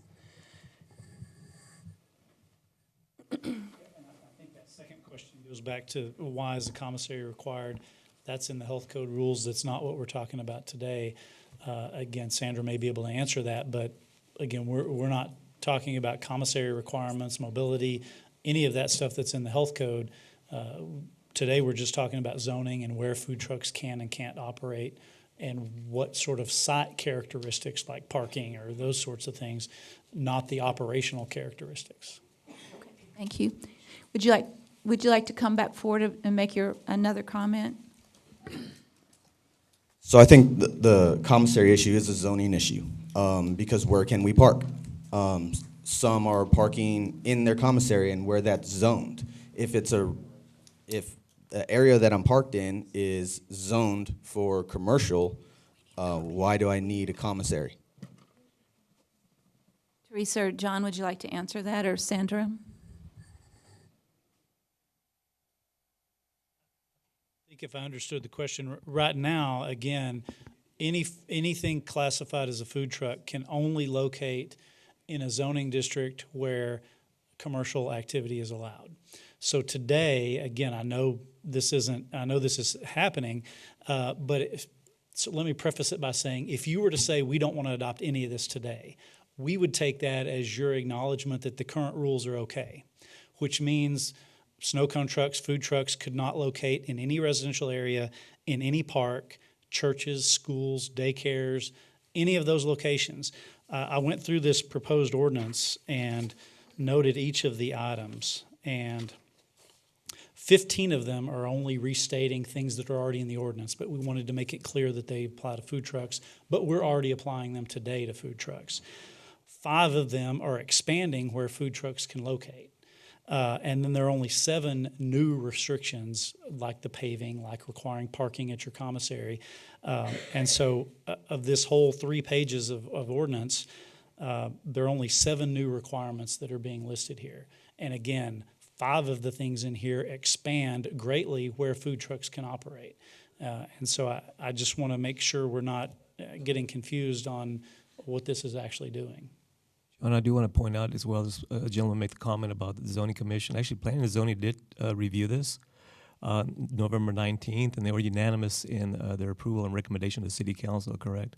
That's right. Yeah. Okay. Thank you. Further public comment? John, don't escape yet, bud. So you talked about 5 things that expand where they can work. Give me the 2 that seem to tighten it up, because I think what we need to be talking about here is 100 feet good? There's one of them that's 50 feet that we think needs to be 100 feet. The rest of it is the 100-foot perimeter. It expands where y'all can take your trucks and go. I understand the commissary. There's some things here, and I'm going to use a phrase I heard this morning. It's not only for us to look at and evaluate, we also have to follow the rules. But from some convenience store history, and we do happen to have a thing, a rodeo, and Bob Bluthart will tell you we have food trucks and safety of our people that come out there. You know, we're looking at food storage, temperature control. I mean, there's safety factors that all of us bear when we look at this. I mean, we're not just here to make things more difficult. I'm looking at this as it probably opens up a lot of areas you can go, and you don't have to go down the paperwork process. So, John, give me the 2 things that you think are the limiting factors here. Well, now there were 7 total, but right. So I'll just briefly go down through those. One is that if you're at a location more than 4 hours, you have to be on an all-weather surface. One is that if you're going to park in the street, you can only be parked in the street 4 hours at one location. You can't be within 100 feet of an existing open operating restaurant. You can't be within 200 feet of a school without the school's permission. If you're operating from your commissary, you have to be on a paved surface. And if you're operating from your commissary, you have to comply with other zoning rules like setbacks and those sorts of things. And that actually covers 2 of those. So really 6 if you look at it that way. Okay. Do we have further public comment?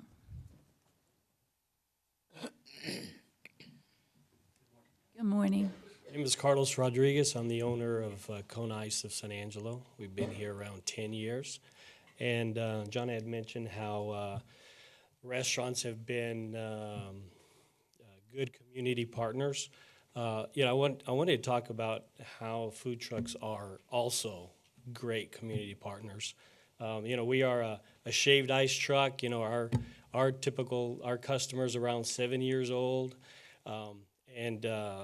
We have given back over $50,000 to our community through fundraising or just helping nonprofits, and so do the food trucks. When they have a church event, a fundraiser, it's the food trucks that are there and that are giving part of their profits back to that community, to that place. We talked about less restrictions and the whole 100 feet from a home or whatever. We go down neighborhoods, okay? We're within that 100-foot barrier. We do birthday parties like you mentioned, and that's a big part of our business, and I see it being difficult to have a mom that has a 3-year-old want to do a birthday party, have to go down to the city and get a special event permit or whatever it may be, so we can park in front of her house for about 30 minutes to do a birthday party. That's kind of hurting our business a bit. But I see, in my point of view, I see more restrictions with this new ordinance for me. You know, we go through the same, we have to have a commissary. We do shaved ice, you know, like you said, you know, it's ice and water, ice and sugar. And we go through the same health permits and inspections. And as a food truck, we are designated as a food truck. But I can see, is my time up? Finish your thoughts, But I can though. see an ice cream truck that doesn't have to go through a health permit, that can still go down the street. They don't require any permit really at all because they have a packaged product. So they're not considered a food truck, where they can still go park in front of a house for a birthday party, still go to the park, still go down the streets where I may be limited because I'm doing the shaved ice. Thank you for your comments. Lane, did you have a question or a comment? I guess I missed this. The 4 hours, John. There was a comment about 4 hours in one spot, not on the unimproved surface, but So you could park in, are you saying that you could park in a church parking lot that's not paved for 3 hours following church service? I thought there was another comment.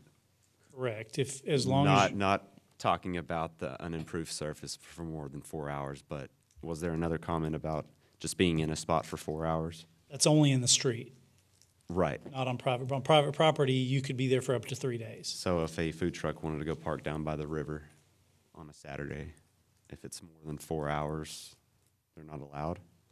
Correct. If they're parking in the street, the limit would be 4 hours.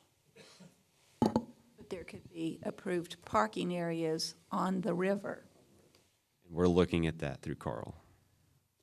Well, if it's in a park, yeah, Carl's looking at designated areas, yeah.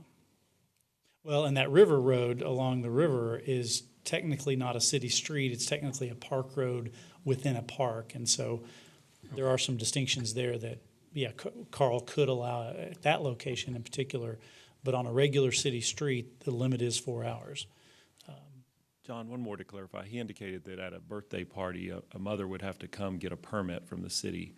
I don't think that's the case. They could come park in this current policy.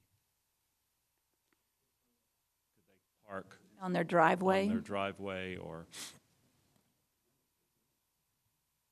You know, when we were talking about this ordinance, Kona Ice actually came up because he's right, ice cream trucks have a different set of rules because it's packaged ice cream, but they really operate like an ice cream truck. So what we talked about is whether or not, you know, those shaved ice places, that's all they sell, because I don't think Kona Ice is the only one, whether or not they should get essentially the ice cream exception. They would still have to be permitted through the state, through the Sandra's rules, because it's not prepackaged food. But as far as, you know, they don't stay there from 4 hours at a time generally. They stop and you get your snow cone and they move on. So that's certainly something you could direct us to incorporate into this, as an exception for those novelty kind of trucks. So that, I mean, that was an issue that did come up. Thank you. And if that's a concern, I think that's right. The way this is worded, no food truck, including a snow cone stand, could locate in a residential area. Like you and I discussed yesterday in our meeting, if I'm wanting to cater a food truck, they can in a residential I think area. it might be different, yeah. If you are catering a private event, that would be different versus Or sell. setting up in the street and, you know, just so all the neighborhood kids can come. But that is something we may want to look at, and we'd like your input on. Maybe we're okay anywhere, even in residential areas, for them setting up, or maybe an exception for a snow cone and ice cream truck. Further public comment?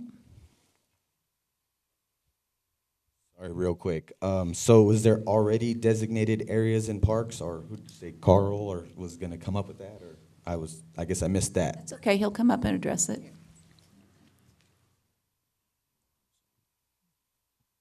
There are not currently any designated areas in the parks. We're thinking of places like Kirby Community Park, Producers Community Park, maybe Unidad Park, Glenmore Park, the popular parks that aren't embedded well in with residential areas. And we would take that to our Parks and Recreation Advisory Board discuss that, and they would make a recommendation as to what areas to designate. We want to stay well away from houses, but make it safe and accessible to the public and the food trucks to use. But you do currently have areas located, for example, on the river, that people who have events on the river, they can have food trucks there, correct? So that's already done as it relates to the downtown river. Right, and through the special event policy and the ordinance is already in place for special events, you can bring food trucks in for those special events. And don't necessarily specify exactly where they are. We let that special event person propose, and then we review it. Right. The way the ordinance is for parks, because most of our parks are in residential areas, it's very restrictive for food trucks to operate, except down in the central area, like you mentioned. We want to open that up, make it easier for food trucks to come to the So larger, more popular can you give parks. him some sort of timeline in terms of when Park and Rec will come up with the guidelines? Because certainly spring is coming soon. They certainly would like to make sure that as spring comes, that they understand what their opportunities are. So can we just make it, yes, sir? Before he answers that, one thing we were waiting on to see how this passed today. If it gives us that flexibility, then your timeline kicks in. Right. We'll have it on the agenda at this next meeting, end of January. Okay, so it'll be immediate, okay? Further public comment? Thank you, All right, Tim. sorry about that, guys. I just want to follow up with I'm getting confused on the narrative that all the staff keep bringing up, that this is less restrictive. I don't know what they're reading, but all of these things are additional requirements. To go to I have to be approved through DHRC now because I'm in River Corridor. I don't know if you guys know my history with DHRC, but I spent 6 months of my life trying to get a cactus on a roof. Okay, we're going back to this bureaucracy at its worst type of argument here. We've got to now have permission, get a special event permit to park at schools or churches. That's never been anything before. To get a special event permit if you're going to stay more than a day or two or at a certain location. These are more restrictions. This is an absolute absurdity that anyone can sit here and say that this is being less restrictive than the current status quo. It's not. This is 3 or 4 pages worth of things that are additional requirements that have never been required before.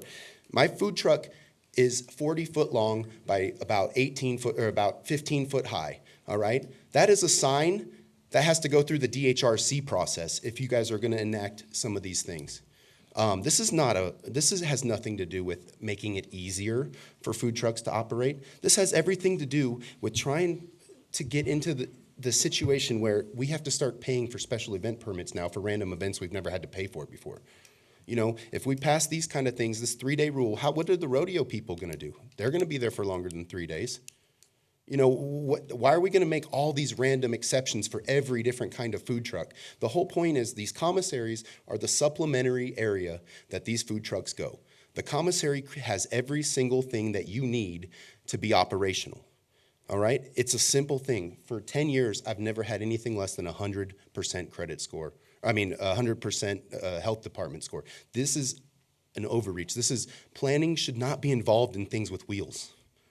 What does a planning department have to do with things that have wheels on them that aren't permanent? Planning is for permanent buildings.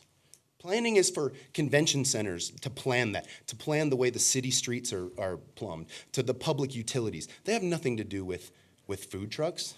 These are more regulations, not less. Further public comment? I'll be really short, I promise. Just state your name again if you Adrian wouldn't Soto. mind. So the other question I had was the 100 feet. So I was just trying to think about instances that we could come up with, right?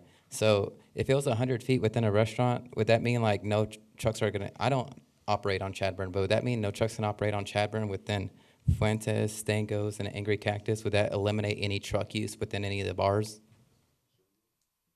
It would kill any business that would want to operate right there. They would not be allowed to.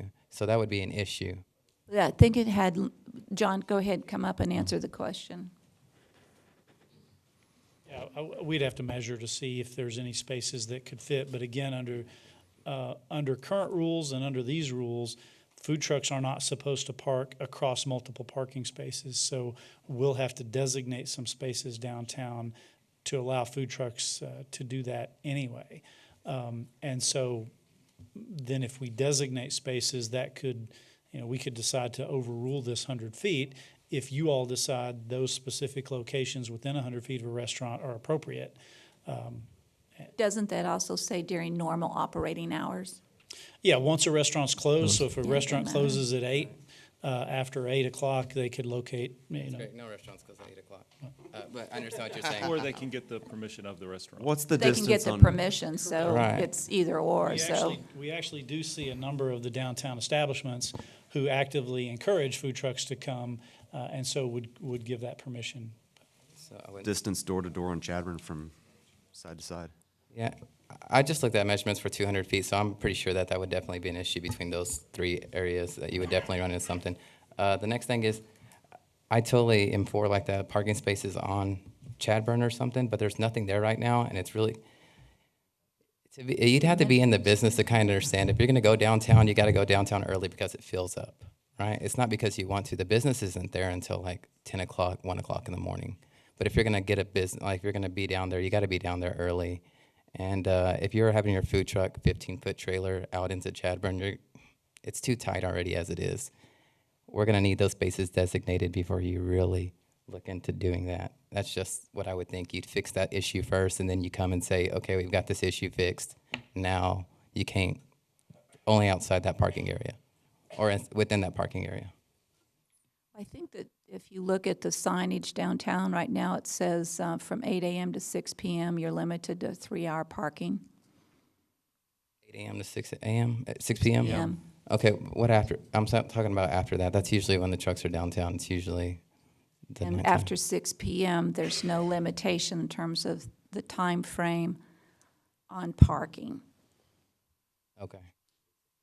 It's, That applies to that as well? The 4 hours? the 4 hours, well, so if you park there at 6, Right.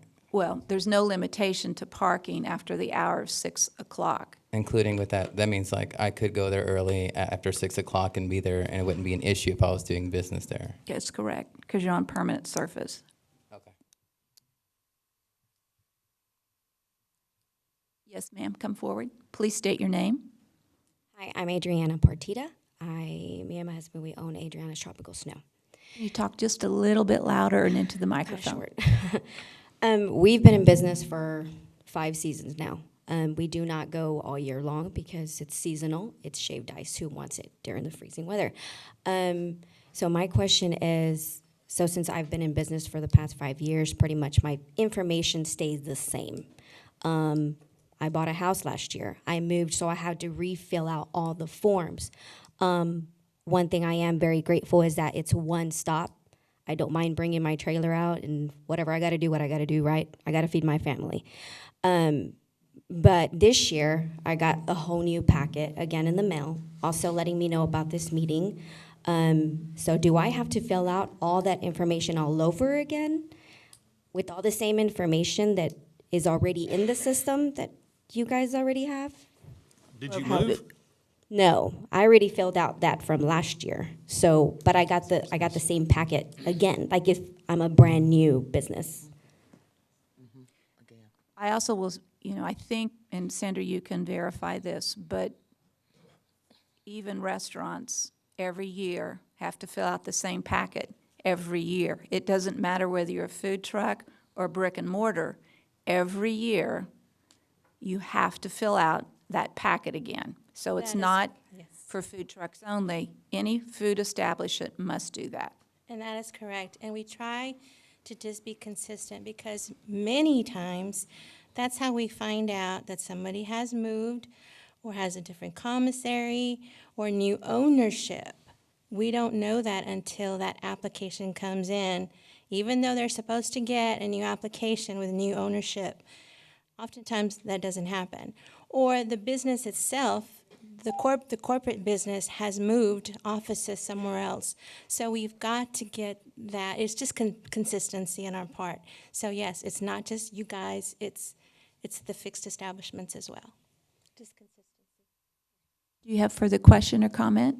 Comment on Sure. that. The past 2, I guess, the first 3 years, I didn't have to fill out whole new forms. I just mailed out a check, and they sent me my form back. So this is brand new. This isn't something that's been going on.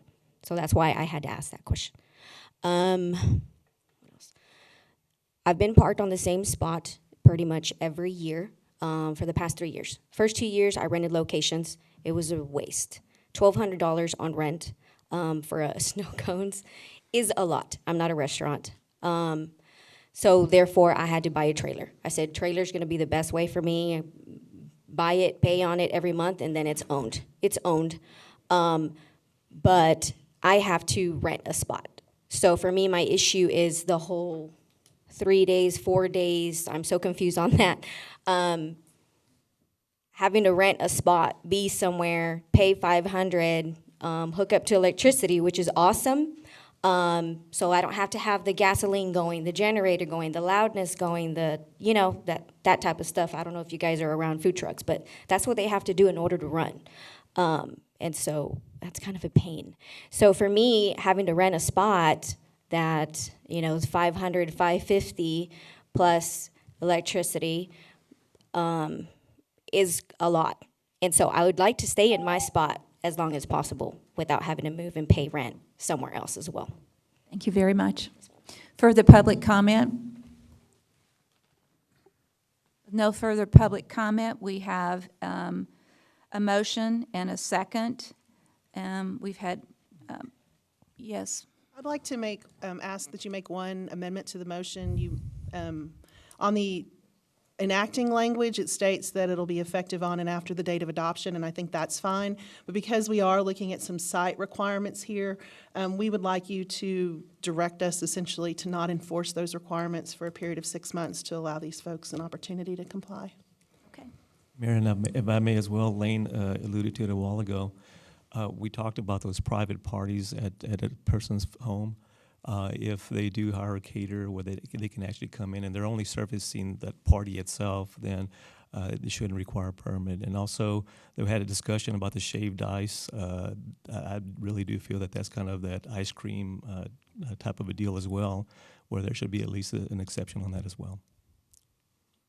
All right, so what we have is a motion on the floor, a second, and I'm going to ask that the motion be amended to say the following, that the motion, the amendment, or this policy will not go into effect for 6 months, and within that 6-month window, no? No, that the ordinance goes into effect. That way they can start operating in different So places, we'll but we ask- won't enforce for 6 months. We're asking that this be immediately effective with a 6-month time period for enforcement to allow for it, and in the time frame in that 6 months, we will adapt this to be inclusive of regulations to allow for the snow cone situation that seems to be an issue, and to allow for making provisions for private functions at an individual residential home. Can we also look at the 100 feet, maybe dropping it down to 75, kind of meet in the middle? It was recommended 50, it was up to 100. I don't know if 75 would help. Let's take a motion on this, a vote, and then if we need to make changes, we will. We can't change the setbacks, right? I made the original motion. I will make that addition to this particular motion. The motions, the changes that I just read, okay. The setbacks we can't do, right? Setbacks can't be altered. Yeah. All right, so with a motion on the floor, we will ask for a vote. All in favor say aye. Aye. Any opposed? Nay. Motion passes 6-1. By Eskimo hut, he would have to move it. No, he's on private property. Oh, he does? Okay. I mean, the guy who owns it.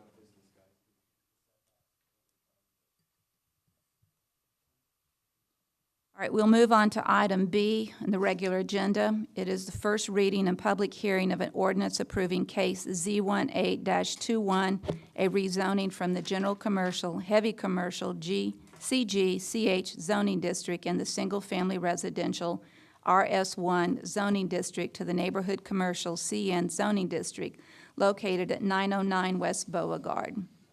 And John, you're on. Thank you. Again, John James, Director of Planning and Development Services. This item is a rezoning. This is the property located at the corner of Beauregard and South Park. You can see it here immediately adjacent to the river.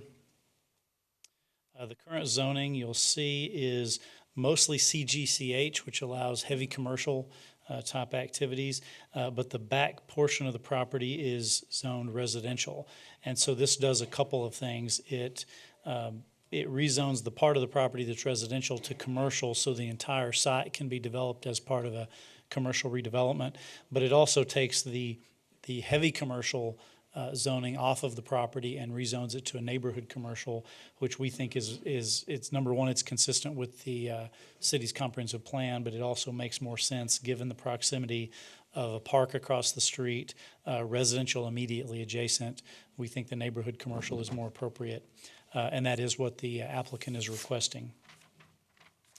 Just a few pictures of the area, especially in case there are questions. Here's the site off to the right on this picture. This is looking down Beauregard to the west right here.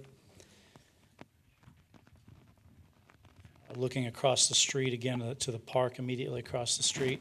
This is the site itself, been vacant for some time. This rezoning would be the first step in future redevelopment of this as commercial.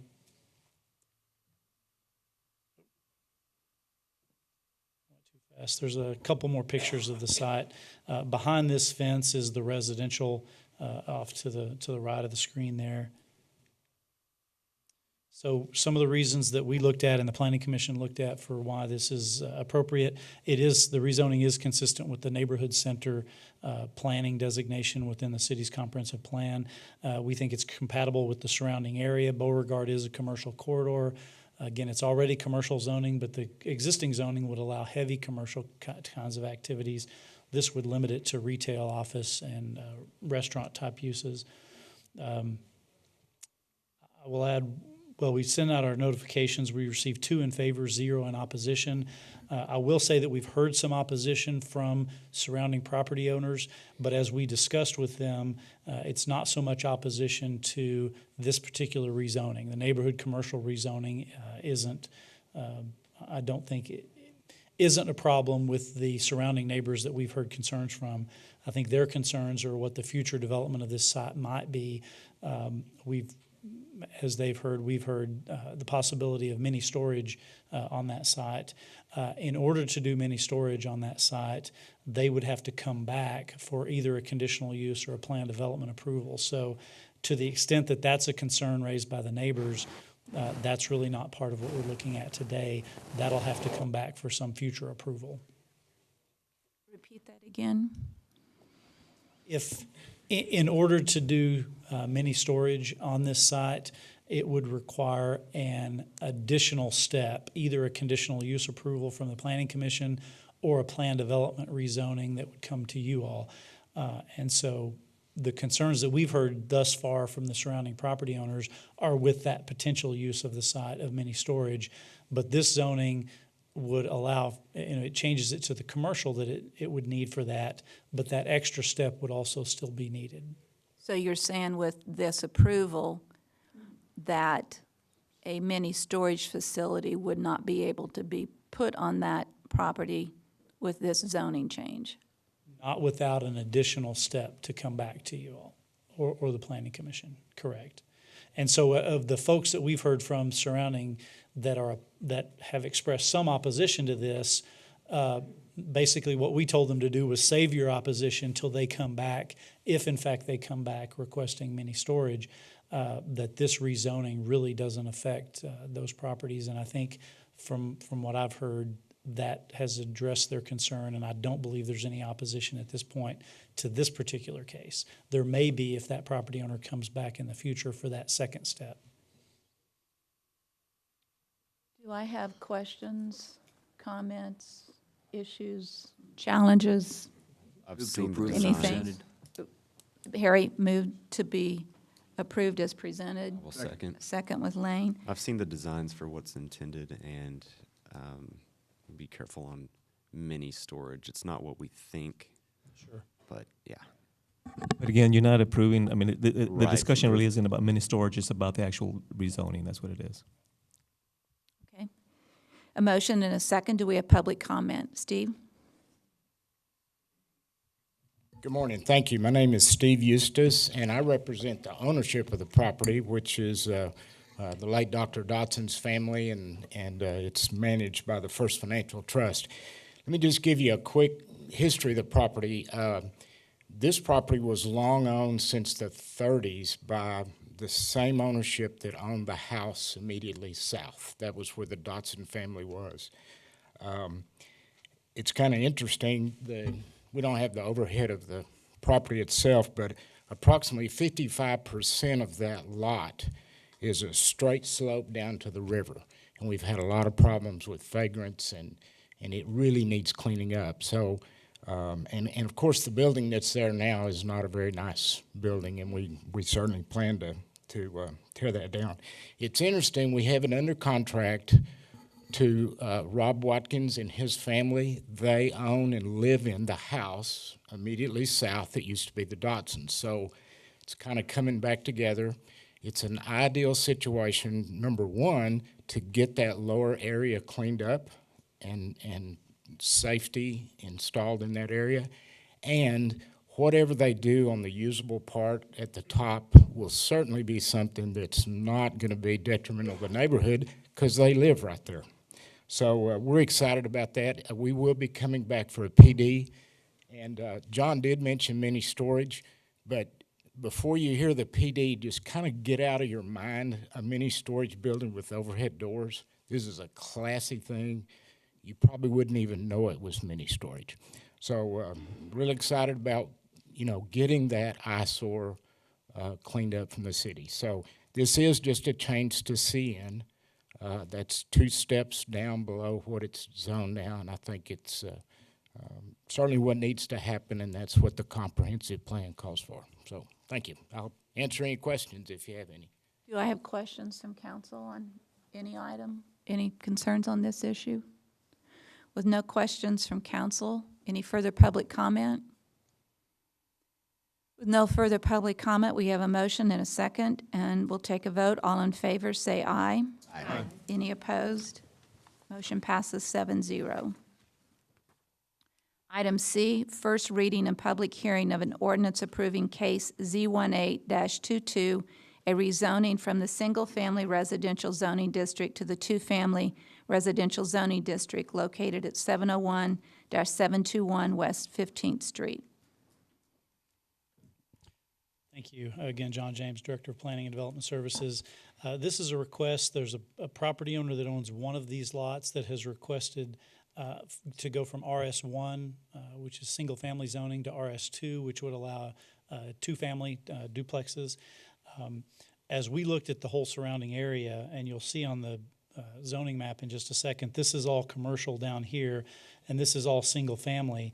And we thought it either made sense to keep this whole block as single-family, or if you think it's appropriate, which we do think it's appropriate, to go to RS2 rather than just rezoning the one lot, rezone that whole block face.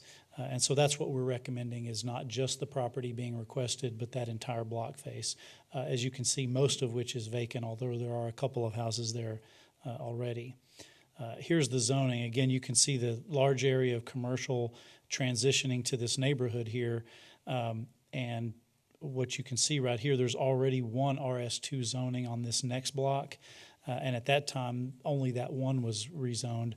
We think it would probably long-term be appropriate for this whole row of homes that back up to that commercial to be RS2. But again, today we're just looking at this one block. I just wanted to make clear, though, that the applicant is only requesting his lot. We've initiated for the rest of the block. There are, within the RS1 zoned area, there are other 2 residential or duplex structures. Those are non-conforming, but they do exist. So there is a little bit of a pattern of some 2-family dwellings within that neighborhood already. And again, given the proximity to that commercial, it's pretty common in terms of the way we look at how we plan. We like to have some transition.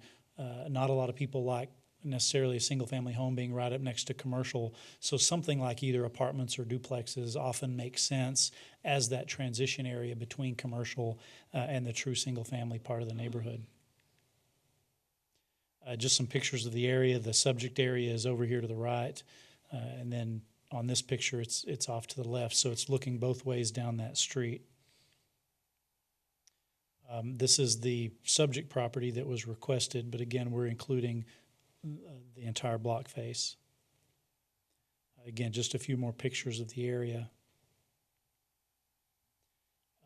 I won't read through all of these, but as we look through the criteria that we look at for rezonings, we believe that it does make sense for many of the reasons I've already mentioned. Most of this area has remained vacant.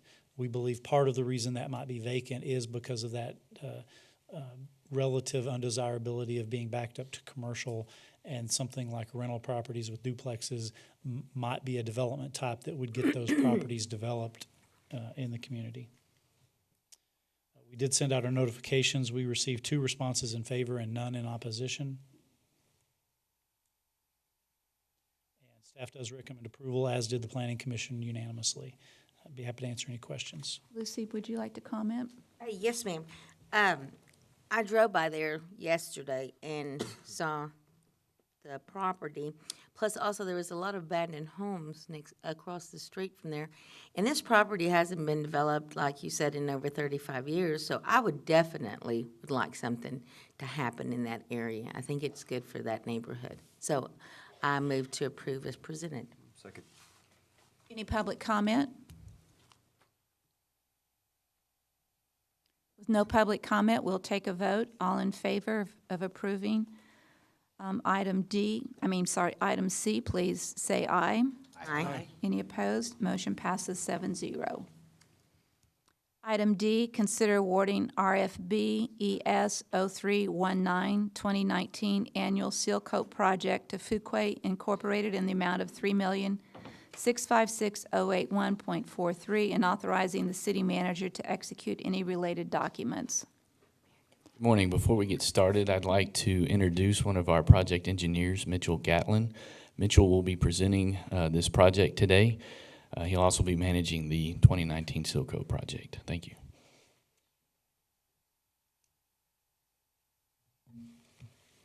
Good morning.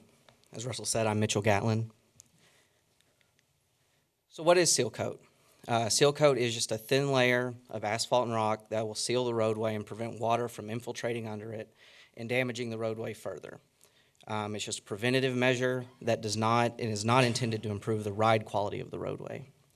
2019, this is the 4th year of our 8-year street cycle. There's approximately 1.3 million square yards this year, with a total contract price of $3.6 million. Comparison from last year, we're seeing a 12% decrease in square yards, a 10% decrease in overall contract cost, and a 4% increase in the overall cost per square yard. How is that? We're going with a higher quality aggregate this year. It's a harder rock, it's a better rock, and it provides us more security.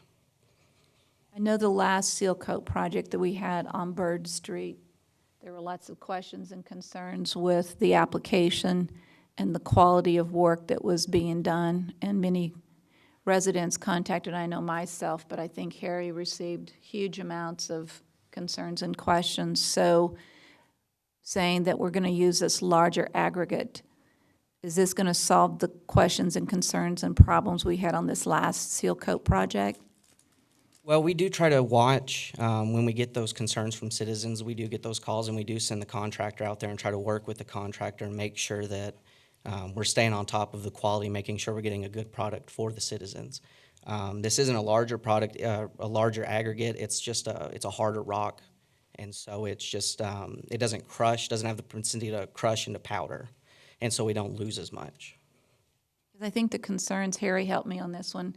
The concerns were that there wasn't enough asphalt going into the mix, and it left too much oil base, and that the application was not consistent across the road. Those are the things I heard. Harry? You're absolutely correct, but I think Shane wants to Yeah. talk about it, exactly what his inspector saw on some of these streets. The area that was in question there, a lot of that was actually due to the truck traffic that was on it during that construction phase. It wasn't necessarily that we got a bad application or a bad product. What happened was that the level of asphalt that was there, a lot of that rock was embedded because of the heavy traffic, was already embedded down into the asphalt itself, and that's why we were starting to see some of the bleeding issues that the citizens were complaining on. It wasn't necessarily that we had a bad application or a bad product. It was just that we already started to see a lot of bleeding because of the truck traffic that was on it in that area. So not necessarily the application itself, but just kind of the circumstances of what it was. And so we did have the contractor try to go back and add some aggregate to it to kind of cover up some of those bleeding issues. Again, not necessarily a bad application, but just kind of the circumstances of where it was and the traffic that was on it. Shane, it was, I'm sorry. No, Mayor. go. I'm sorry. just, thanks for the clarification, because I just wanted to make clear that it was properly sealed, though. That's what you're saying at this point. Yes, so the asphalt portion of it was properly sealed. We had plenty of the asphalt down, and again, it's just the chip, the rock that we put on top of it was just embedded prematurely down into the asphalt itself. So we got a good product. Again, it was just we saw some bleeding issues that was concerning the citizens, not necessarily the application itself. yeah, Harry. Just so that the citizens understand, Shane, you had that conversation with a contractor ahead of time on some of these streets right over here on Rust and on a couple of those other streets. They chose to do that early, and which means that because the truck traffic pushed that rock down into the asphalt, they had to come back and do it again. They did have to do some remediation work on that. That is correct. So citizens were happy with the end result. The thing that we have to understand is we were ahead of the curve. The contractor chose to do it a different way. Yeah, correct. Thanks for that. Sorry to interrupt your presentation. So here's the overview map. You see the three sections, Section 1, Section 2, and Section 3. The map. It's all in Tom's district. So we're covering districts 2 through 6 this year. So everybody. Except for Mr. Hebert. Yeah. We do hit Nothing that. at number 1. No. What'd you do, Tommy? I will say that 2019 and 2020 mainly do hit the north sides of town, but when you come back around in 2021 through 2023, you start seeing like the lake area, Southland, and the Butler Farms areas come in. So base bid section 1, covering districts 2 through 4, the Blackshear, Reagan, and Riverside neighborhoods. For section 2, you have districts 2 and 6 in the Angelo Heights neighborhood. For section 3, you have districts 5 and 6. That's the Sherwood Terrace and Westgate Park subdivisions. So in summary, Fuquay Inc., the total contract price is $3.6 million. They actually have not performed paving operations for the city before, but I have called and verified a list of references they did give us, and they all their references gave them a great recommendation. And so we do recommend approval. And I'll be happy to answer any questions. Do I have questions from council? Billy, you look like you might have one. I think I might, and it may be a question more for Shane, but I have gotten feedback from citizens that live in Southland about the crumbling of their roads. So was that a different process that was done there than the seal coating we're talking about here?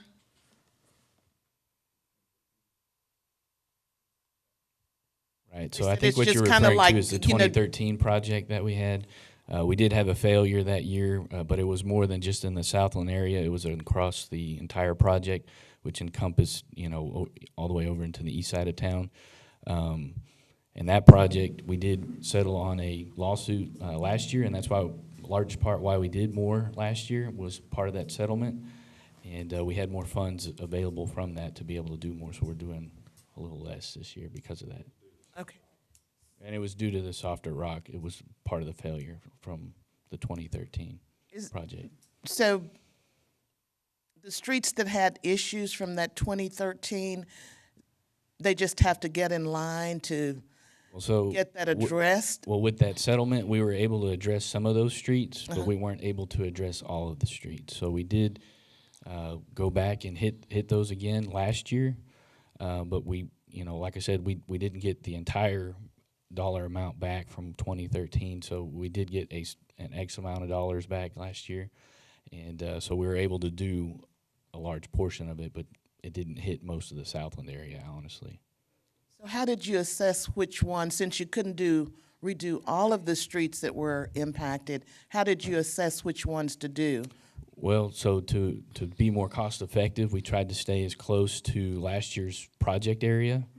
And so, to reduce mobilization costs and things of that nature, we tried to concentrate it closer to where the project was last year, and that's how we determined that last year. Okay, all right. And Mayor, I kind of have a question that may be just a little off for Russell. But Russell, I know that we have a list of dates and years when certain streets will be resurfaced. Great. If there is a special need because the street has gotten especially bad, what is the process for trying to move that up on the list of urgency? Right. So, there's a couple of different mechanisms. It really depends on the level or the existing condition of the street.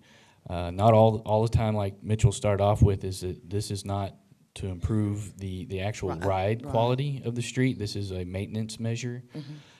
So, depending on what the issue is with the street, it depends on what needs to be done.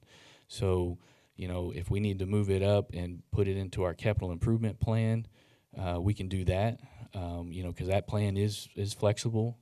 But we do have a 10-year plan to do mill and overlay, to do total reconstruction like what we're doing on Bell Street and the rest of our streets that like that. So it really depends on the level of service that it needs. Okay, thank you. I've had calls questioning how they would get a certain street moved up on that list, so I appreciate. And a lot of times with seal coat, it's really based on the area. What we want to try and minimize is the amount of mobilization costs that we have involved with that, so we try to keep seal coat in a general area. Thank you. Lucy, you wanted to ask Russell or somebody a question? Mitch? Gentleman that was giving the presentation, I forgot what his name is. Anyway, I was just going to ask, when is the project supposed to start? We're looking at a projected start date of early July. Okay, thank you. Is it normal we do these in the hottest months of the year? Yes, ma'am. It's really going to stick. Poor guys. Do I have further questions from council or comments? Or need for more information? Thank you, Harry. And there's a second. Is there public comment?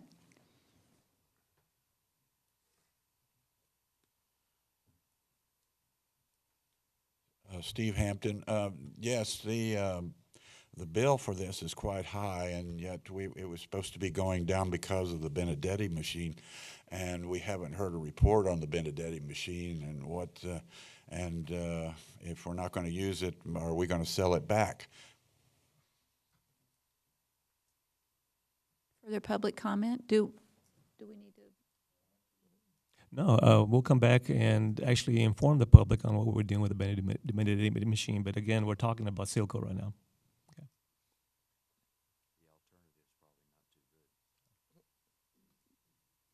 And with that, we have a motion and a second and public comment completed. So we'll take a vote. All in favor of passing item D for the $3,656,081.43 seal coat project, say aye.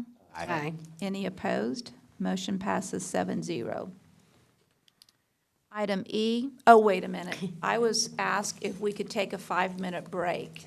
And so if everyone, it's going to be a quick break, 5 minutes. It's got to be 5 minutes. Run fast, be back. Let's do it. E, discussion and approval of the Number one, 2018 bylaws for the newly activated Keep San Angelo Beautiful, KSAB, nonprofit organization. And two, appointment of city council member representative. And today, Bob Salas, you're on, please. Good morning, Mayor, Council. morning. Keep San Angelo Beautiful, or KSAB, was granted 501c3 status back in August of 18. The initial registered agent is the city manager, and the three initial directors are Councilman Thomas, Joe Spano from Republic, and myself. We met in September of 18 to review and approve the draft bylaws, and I believe you all have copies of those. They outline key articles that will guide KSAB operations, and they include having 6 council members select 1 board member each, with the remaining city council members serving as an active member of the board. City manager or appointee and the city attorney shall serve as advisory members without voting privileges. Other advisory members may be appointed as needed. And we will need to appoint a KSAB coordinator as soon as possible by the corporation to kind of help get the operations underway and get them started. Now, in order for KSAB to be active and viable, staff recommends a partnership between KSAB and the city, which may include startup funds to help cover admin costs until KSAB becomes relatively independent. We anticipate financial support to last for about potentially 3 years or so. At that time, staff will reassess their financial status and provide additional recommendations for council to consider. This is the first step. We're asking council to approve of the bylaws and appoint a city council member to the board. At this point, I'd be glad to answer any questions. And again, this is just a starting point. I have one, if I could, please. Yes, please. I was concerned about the C number of directors. It says the board of directors shall be composed of 7 members, at least 4 of whom shall be resident of the city of San Angelo. Seems to me it ought to be more than 4 because this is Keep San Angelo Beautiful, and it would seem to me that we would need more than 4 people who are actually residents of city of San Angelo. That was, we talked about that. We certainly are flexible. We can certainly add more and increase that number if we need to. We wanted to bring folks from the outside as well. But again, we're very flexible as far as it goes. If council wants us to change that, we certainly can do that. We're such at the embryonic stages that we can certainly amend that. Well, I would recommend that we move it up to at least 5 that must be residents of the city of San Angelo. Yes, ma'am. But I also would like to say the following. I'm excited, and I know this has been something that Harry has wanted for a very long period of time, and I am glad that we have gotten this back on the agenda and moving forward, because I know that in the past when we had Keep San Angelo Beautiful, it did some incredible work and was such a positive influence in terms of truly keeping San Angelo beautiful. So I look forward to this becoming an active board again and for the positive impact that it will have on this city. But I do, on the other hand, want to make sure that 5 people, I believe, should be residents of San Angelo, not 4. I think You might tell if there's a different number, but no. I was when you were. I thought that's where you were going, but I was thinking 5 would be an appropriate number myself. and Harry? Just briefly, so the citizens understand, this was basically something that I started working on before I got sworn in, right after I got elected 3 years ago. So I've been working on this for a long period of time, as you said, Mayor. The bottom line is this could be beneficial in more than one way to the city. I know that there are funds that are directed to cities for initiatives such as these. Abilene just got one last fall for $219,000. Bottom line is we could get some money back in the city coffers if we do this the right way, plus clean up the city, help code compliance get to a spot where they don't have to work as hard in some of these properties. So I think this is a win-win for all the citizens. Do I have any comments or any other issues that you would like to see changed on these bylaws? Doesn't seem so. So I would like to have a motion to approve these bylaws as presented, and I would like to nominate Harry Thomas as the representative from City Council for this board. Huh? You wanted to change it from 4 to 5. Yes, yes, That's yes. the exception. Yes, correct. I will second. Yeah, second. Or was that a motion? Yeah, it was, I think, a motion. Motion Or I was reading it again. Which was I? And if you motion it, I'll second. Okay. All right. There we go. So now, with that said, do we have any public comment?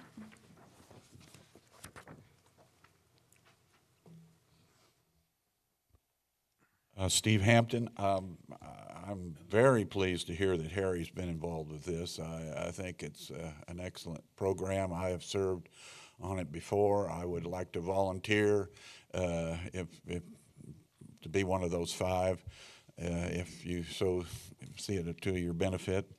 But it says 3-year support. I guess how long does it take to start? You qualify for grants. I guess that's the way you're going to make money. I think it's not about making money, quite honestly. It's about getting the funds that are needed to operate the nonprofit to do the work that they do. So it's not about making money. It's about having resources. Well, it's about weaning yourself off the city budget, and we certainly have a need. That North Loop 306 is one of the dirtiest roads I have ever seen, and it just the wind blows and the trash flows on the way to the dump, I guess. But so I would certainly like to volunteer for that, and I appreciate Harry doing good work in this area. I'll nominate you for the board. Thank you. Any further public comment? With no further public comment, we will vote to change the number of directors from within the city limits from 4 to 5 and nominate Harry as our representative. All in favor? Aye. None opposed. Passes 7-0. Okay, we move on to item F. Consider approving an amendment to the interlocal cooperative agreement with the Concho Valley Transit District that provides for city funding for up to 3 bus shelters annually and authorizing the city manager to execute all related documents. Teresa, are Actually, you Mayor, on? this is actually mine. Okay, so it's you. Yes, ma'am. I wanted to talk, first of all, Concho Valley Transit District has done a wonderful job in the past couple of years. They've increased the ridership. They've also, the efficiencies as far as the timing and the stops have been it's just incredible, the improvements that y'all have made, so I do appreciate that. John Austin Stokes did approach me to talk to me about the possibility of the city working in coordination with them to get some bus shelters up. I know that every year I do get calls from council members that are requesting. You get calls from citizens that want that protection. We have elderly people out there, people that are handicapped that need that protection. So with that, with John Austin Stokes approaching me, I felt this is really a great project for us to work on together. And we're looking at 3 bus shelters this coming year, and hopefully even more in future years as well. John Austin, I don't know if there's anything else you want to add to that, but. John, are these bus shelters the one that Art and In Common Places are designing and are going to put out there, or are these? No, ma'am. I'm John Austin Stokes. I'm the Executive Director of the Concho Valley Council of Governments. That would be in addition to the ones we're talking about. Okay. Essentially, what this amendment would do would be for the city to reimburse CVTD for 3 bus shelters each year. We've also committed to paying for 3, and then we created a comprehensive bus stop plan last year when we transitioned from a flag down system to a bus stop system. And we've used that plan to identify 7 stops that we would put a new shelter at in the coming year. And so 3 would be the city's, 3 would be ours, and then the additional one hopefully would be one of the shelters that Art and Common Places is completed. So just to be clear, these are covered shelters, Yes, right? ma'am. And that's what we're talking about. We're not talking about bus stops. We're talking about Shelters. So Yes, ma'am. people have the ability to sit someplace out of the sun and out of the, I mean, it's not enclosed totally, but it's more protection. We took the arid climate into consideration as we shopped for these to make sure. One of the problems with a shelter that's enclosed completely with plexiglass, you don't get a lot of breeze through there. And then you also, it creates the opportunity for a lot of graffiti. So we made sure that we're under contract currently with a company that builds these things, that we picked one that would fit the needs of San Angelo well. Great. I'm looking forward to the bus shelters. I am too, and I think the citizens are.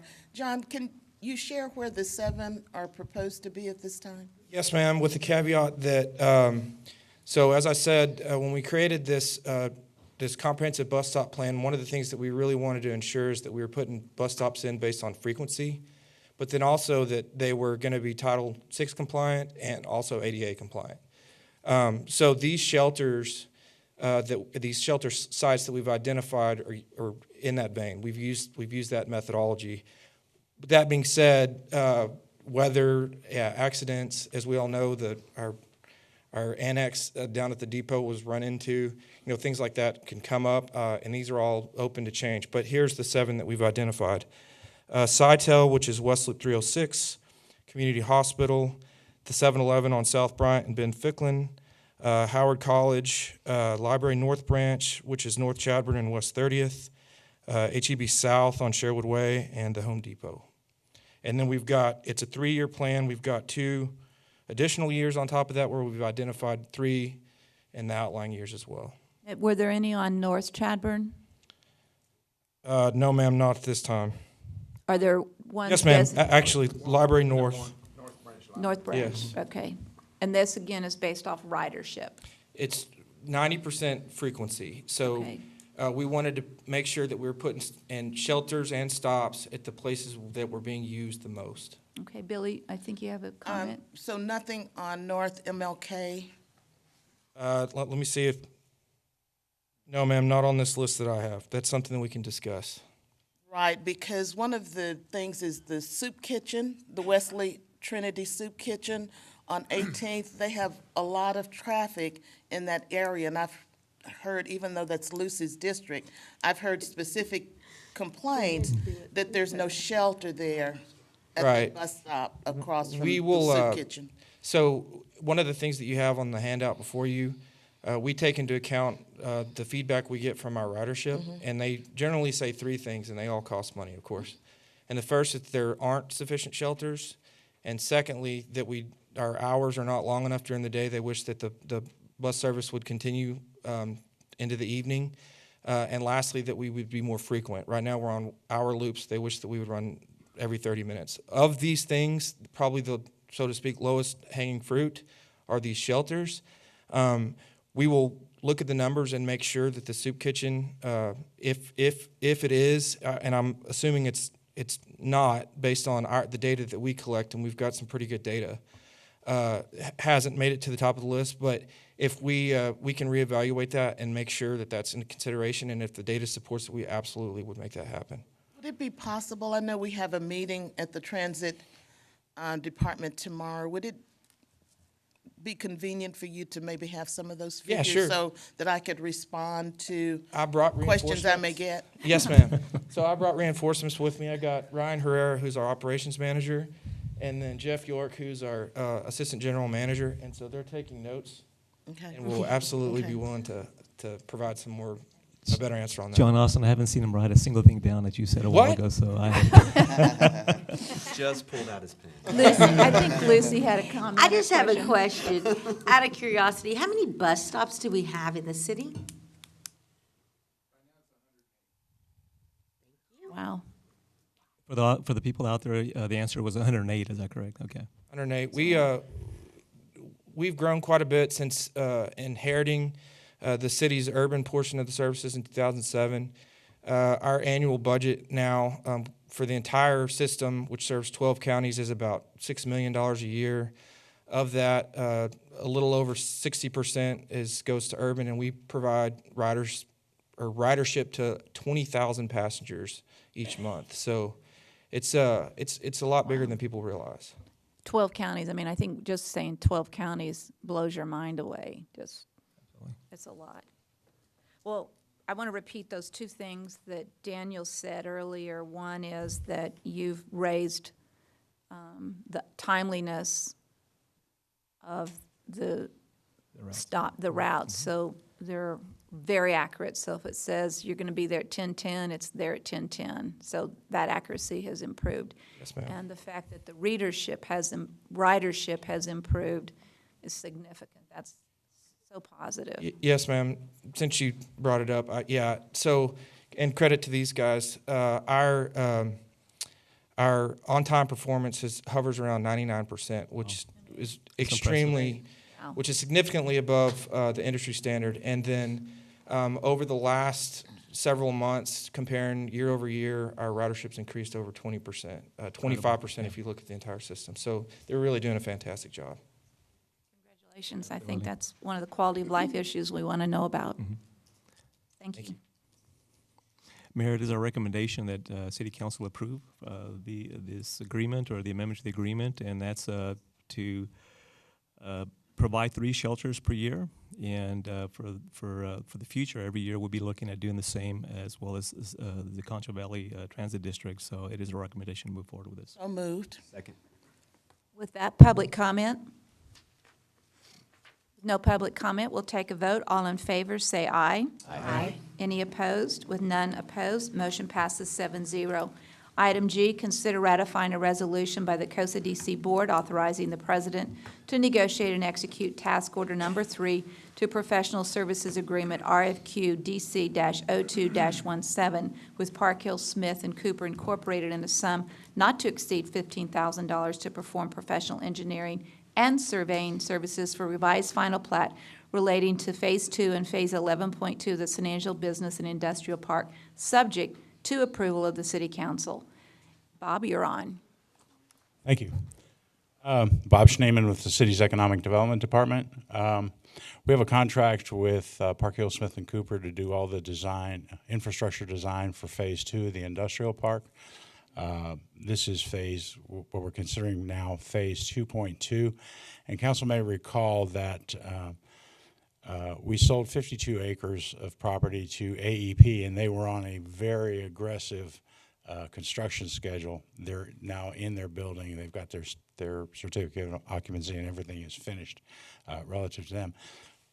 But as a result of their schedule, and part of the agreement that we had with them in our sales contract, we were required to do a preliminary plat and a subdivision plat of the portion of the street that we had to build at that time. As a result, in the Park Hill Smith and Cooper original proposal, they had one subdivision plat. This now is requiring a second subdivision plat to plat the remainder of Unit 2. This gives you an idea what that looks like. What we platted originally was this area, and now we're platting the remainder of Unit 2, which is this much larger area. The fee for that is $15,000, and I'd be happy to take any questions. Do I have questions for Bob from someone on council? Anyone on council? Move to approve as presented. Second. Okay. Public comment.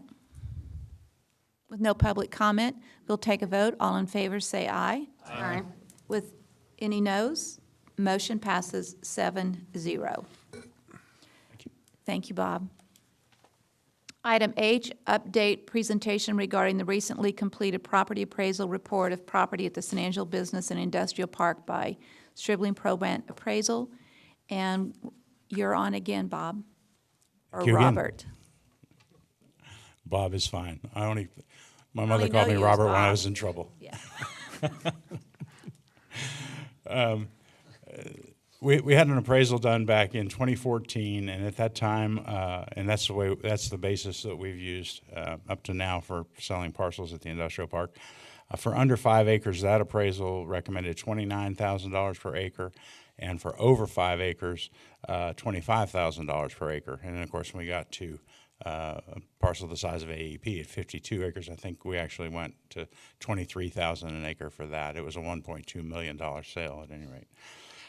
So we felt it was time to reappraise and also to include Phase 2 in that reappraisal. And Stribling Probant came back with a recommendation of up to 5 acre tracts would be in the $30,000 to $40,000 range, and from 5.1 to 15 acres, $20 to $30,000 per acre, and then anything larger than 15 acres, we would look at sort of on an individual basis. And the price range is dependent on the degree of clearing. As we move into phase 2, there's a lot of brush. So if we were to sell a piece of property out there without clearing it, there's going to be additional costs to the buyer. So we might sell that at the lower end of that price range, whereas if it is already cleared, we would incorporate that into the price. Similarly, they felt that relative location to the major highways might add something of a premium to the sales price. We will also be looking at, as we release or as we send out the request for bid and get bids back on the construction of phase 2, we'll incorporate those costs into the evaluation process and see where we are cost-wise, because we do want to cover our costs. And our preliminary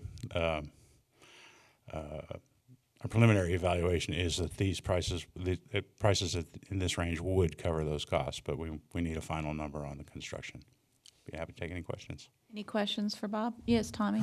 Comment more than anything.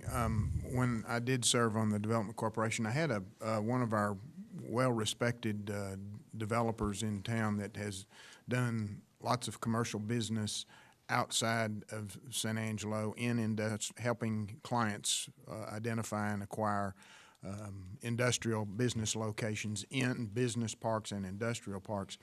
And I would just encourage you, because he mentioned to me at the time that there would be nothing amiss about having different, rather than using a standard price that based on, you mentioned some of them earlier, location,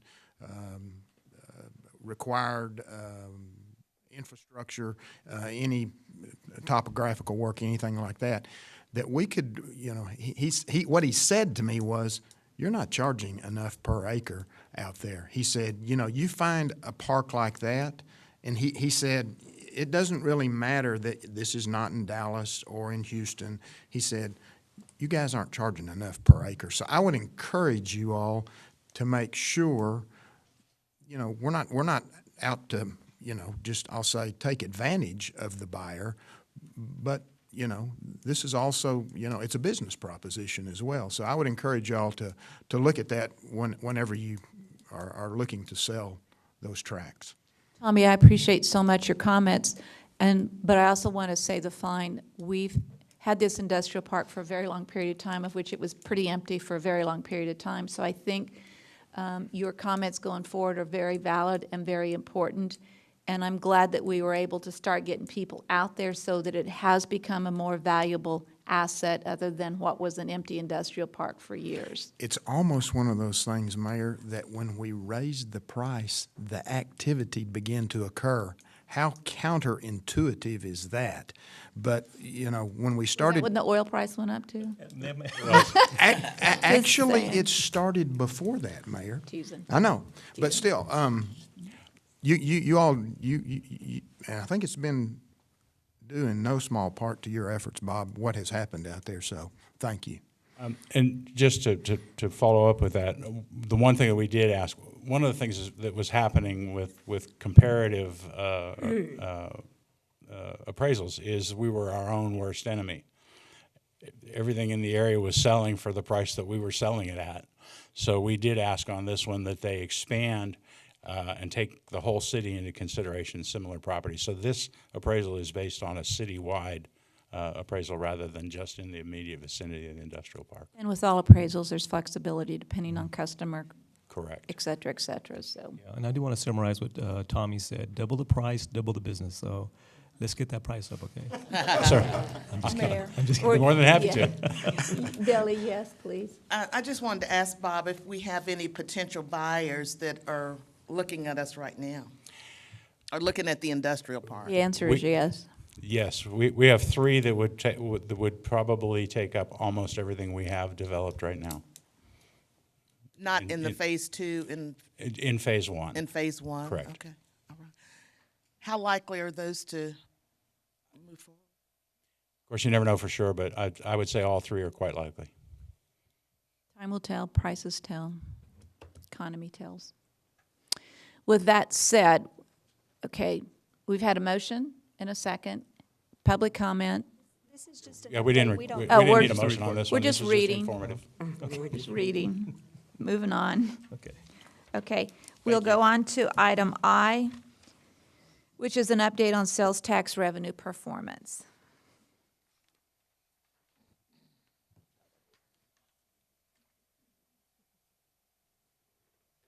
Good morning, Mayor, Council, Morning. Mr. Valenzuela. Tina Diersky, Director of Finance. I have for you today an update on sales tax numbers for the month of December, since we did not have those numbers in before our meeting in December. In December, we were up 21.88% compared with the same month in the prior year, and we were over budget for our revenue year-to-date at $474,000. And I also have for you the charts that you like to see. This is for November, which we didn't have when we presented in November, so this is the sales tax by industry information. I have a question that doesn't seem right, and Okay. that is on hotels, because we know our hotels have a higher occupancy than they've had, and yet on here, it shows that in December 17, we had it was 14,938, and December 18, 2,600. That doesn't seem right. We can double check that, but this would just be strictly sales tax at hotels and not related to the hotel occupancy tax. Yeah, but that's a huge difference, and it just seemed like an oddity, because even though it's not hot tax money, it is related to the occupancy, facilities, so Sure. I just thought that was odd. And can you give us what cumulative for the October, November, December, or your cumulative percent increase is at this point through this presentation? I do not have that information with me, but I can certainly provide Yeah. that for you. Yes, Present it at ma'am. the next meeting. Sure. And you'll Yes, probably have actually, January. at the next meeting, we'll have January, and we Yeah. can do a quarterly that'd be update for you. great. Okay. Okay. And then for the month of December, here's your sales tax by industry information. And that's all I have for sales tax, unless there are any questions. Keep up the good work, Tina. Oh, yeah, thanks. And does this I'm working on it. include, can you speak to the Amazon effect? In other words, we know that it has been passed that we now have to start paying sales tax on Amazon purchases. We do receive sales tax on Is that what you're Amazon gonna say? purchases, Yeah, as we- well as Walmart online and several other online merchants. So how do we track that, by the way? We have a software program that we use to track that information, and we also receive a monthly confidential sales tax report from the Texas Comptroller. So you can start to see that grow. We could certainly start tracking that. It would be interesting, I think, when you feel secure enough with some of those numbers, I think it would be nice to see those numbers. Sure, we'll make a note to start looking at that. And Yeah. Any other further comment or questions for Tina? All right, then we'll move on to item J. First public hearing and introduction of an ordinance amending the budget for the fiscal year beginning October 1, 2018, and ending September 30, 2019 for capital items, grants, and reimbursed expenses. Okay, so this first budget amendment is an amendment to increase marginal revenue, and they're wanting to use that marginal revenue for salaries and supplies and some capital items. And this is for the Neighborhood and Family Services Department. What does marginal revenue mean? They're having to abate more properties because of the abundance of rain. So there are going to be more people charged for having their lots mowed.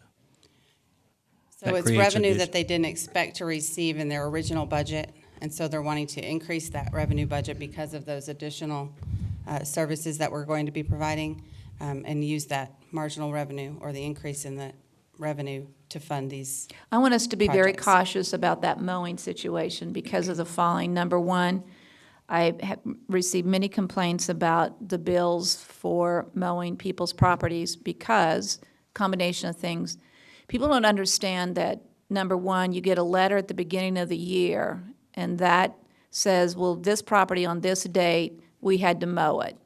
So you no longer get any notices the rest of the year, but people keep checking on that property, and if a second time you haven't mowed it, then you get charged again, but you don't get a letter per episode. You just get a letter at the beginning of the year that you're supposed to remember. It carries you for a 12-month window. That's not fair to, and I know we're changing that, so yes. just want to repeat that. I know we're changing it, but we got to do that because that's wrong. And then number two is many people hired people to mow their properties, commercial particularly, but because of the rain, the mowers were so backed up they couldn't get to them for 2 and 3 weeks because all of a sudden we got rain, all of a sudden everything bloomed, and there was a need for mowing everywhere. And some of those, it's created tremendous issues. So I just want us to be a little cautious on this thing because it's a little bit heavy-handed. And I know that I wouldn't have remembered if I got a letter in January 1, 2018, that letter was supposed to cover me for every time I might need to mow till December 31st, 2018.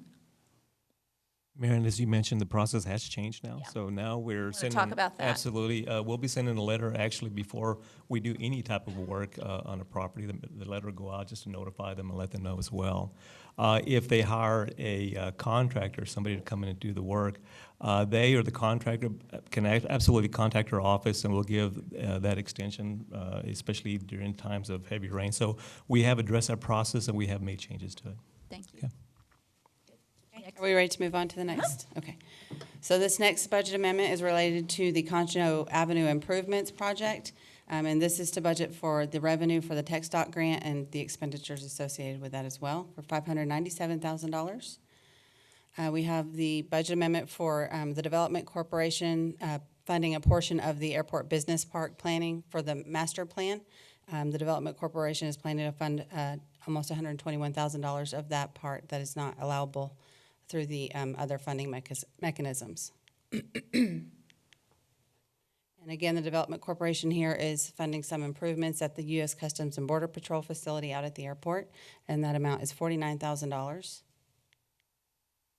And finally, we're budgeting here for revenue from the Fort Concho Foundation. They're going to be assisting with purchasing a piece of property that the council has authorized for the fort to purchase. They will be funding $26,500 of that. The remaining of the difference between the $80,000 and $26,000 will be funded through the Fort Concho fund balance. Just repeat, we've got a lot of work we need done at that Fort Concho project. And I think the last time we got an estimate, it was not an estimate that I think Bob it's pretty hard to digest. He was preparing to retire. Yeah. You know, we brought it up before. I've been pretty aggressive about pushing this issue, but, and I'm going to say it again, buying a piece of property when we're not taking care of the existing property, I have concerns about, because we've got $500-some thousand worth of issues at that fort, and they need to be addressed. And Bob, you're going to come speak to that. Yeah. Mm-hmm. We need to kind of keep the discussion on topic to the budget amendment. Good morning, Mayor and Council. I had a premonition I might be on. She just cautioned us that I was probably out of line saying anything, and so Who I've said opened the that? door. I don't know if I've opened the door, I have to slam no, it no, shut no. real fast. No, remember, we work for you. Yes, Two but- issues here. One, as I noted in executive session, the property issue is a lifetime investment. If the fort had stopped and not taken advantage of an opportunity in the last 50 years to put the place back together, we'd be still in the original headquarters building. No one more than I know the hundreds of feet of fascia board, the 374 columns, and the many windows that need doing. We're meeting tomorrow with the city architect and our staff, and we're going to prorate this out over time. It's not a great situation, but it will get better over time. We didn't get No, into I have this. a very long memory. I have been told that. Yeah. And Vouch we for that. like long memories. Yeah. You have given us a gift, and we intend on spending it, all to the good. So hang with us, we'll get there. And we appreciate your support on the property. 50 years from now, I won't be here, but I think the fort will be a better place for having its flanks of property secure so that nothing ugly or untoward goes in that space. And if I have to, I'll mow it myself. I can paint. Thank you. Thank you. Thank you, Bob. So we need a motion on this, Mayor? Is So what's this the last final one? amendment? Yes, ma'am. Okay, so we need a motion. Move to approve as presented. I got a double motion to approve. Lane and Harry joined hands on this deal, so do I have a second? Second. Oh, it's second from Lucy. Public comment? No public comment. We'll take a vote. All in favor, say aye. Aye. With none opposed, motion passes 7-0. We are going to be closed for executive session. Executive session under the provision of Government Code, Title V, Open Government Ethics, Subtitle A, Open Government, Chapter 551, Open Meetings, Subchapter D, exceptions to requirement that meetings be open under the following sections. A, Section 551.072, deliberations about real property regarding 703 South Chadbourne, Historic Orient Santa Fe Depot. Item B, Section 551.071, 1A, consult with attorney when the governmental body seeks the advice of its attorney about pending or contemplated litigation regarding CLEAT and TEMPA or TMPA. Item C, Section 551.0712, consultation with attorney. A governmental body may conduct a closed meeting when the government body seeks the advice of its attorney on a matter in which the duty of the attorney to the governmental body under the Texas Disciplinary Rules of Professional Conduct of the State Bar of Texas clearly conflicts with this chapter regarding annual drag boat races. We will adjourn at 11:48. We will be back at 12:48. Or I'd say 45 minutes, really. No, 12:48. 12:48? Yes. I do say. On January the 8th. And we will follow up on the items discussed in executive session. So, Harry, I'm going to let you make the only announcement that we have to make in regards to the executive session. Sure. I'd like to make a motion to authorize the city manager to enter into negotiations with the Railroad Museum for a long-term lease. Second. Any public discussion or comment? With none? Yes. Teresa? Right now, it's 20 years with a 5-year renewal. With that, is there any other public comment? And if not, then we'll take a vote. All in favor and support of the contract with the Railroad Museum, please say aye. Aye. None opposed. It passes 7-0. We'll now move on to discussion and possible action related to scheduling future meetings. The first one is, of course, we need to plan our strategic planning workshop, and I'm going to recommend that we look at February the 26th as the first strategic planning meeting, and I'm going to ask that it start at 3 p.m. in the afternoon. 3 p.m. in the afternoon, Mayor? Yeah, because then Okay. people can go to their office and get stuff done. It's like putting in a full day, and you can take a nap and then come back. Daniel, will those be like at City Hall at the East Reception? or It'll somewhere? be at Okay, City there's Hall. a Tiers Board meeting here that day, but. Yeah, that will be fine. Okay. All right, so that'll be the first one. I think that's the only one we have to plan right now. Yes, ma'am. And then there's an item on here about April city council dates, but I'm looking at the April calendar, and I'm not seeing any reason why they wouldn't be done on the 2nd of April and the 16th of April. Julia has a really good reason, Mayor. She's going to explain that. Okay. The Laura Bush Foundation is going to have an event that she will be attending herself, and so Secret Service has to do a sweep of this building the day before. What date is that? It's going to be on the 3rd, so we won't be able to use this building on the 2nd. So then do we need to make that city council date Monday, the 1st of April? Okay, of course, that'd be April Fool's Day. Yes, that'd be the perfect day. Perfect day. We'll be there, Mayor. We're going to be here. Then we won't show up. Can we could consider having it over at the city hall rather than here? Is that possible? It's I think it's about recording it. Yeah, it Well, but is. we And I had think it over Anthony there is when going to we have couldn't get in here. heartburn over Oh, that. yeah, and- but we yeah. did that in City Auditorium, right? No, we did it in that east mezzanine. Mezzanine. Yeah, we did. Set up a Okay, calendar. so Could possibly do April the 9th and 23rd. We still. no, because Easter's on the 21st. Okay. Yeah. No, that won't work. Recuperating. Let me check let me make sure that we could do it In the auditorium? Okay. And still hold the meeting the same days that we're, yeah. it in the beer barn at the rodeo. You know, at Miss Hattie's Rock Room. Absolutely, Miss Hattie's Rock. Could have Room, lunch, that's a all. hot lunch. Absolutely. Thank you, Mayor. Would be just like little cheese blocks. That's for me. I'm like, I'd seriously make Alternatives here. We're just thankful we had some food. Had a little snack.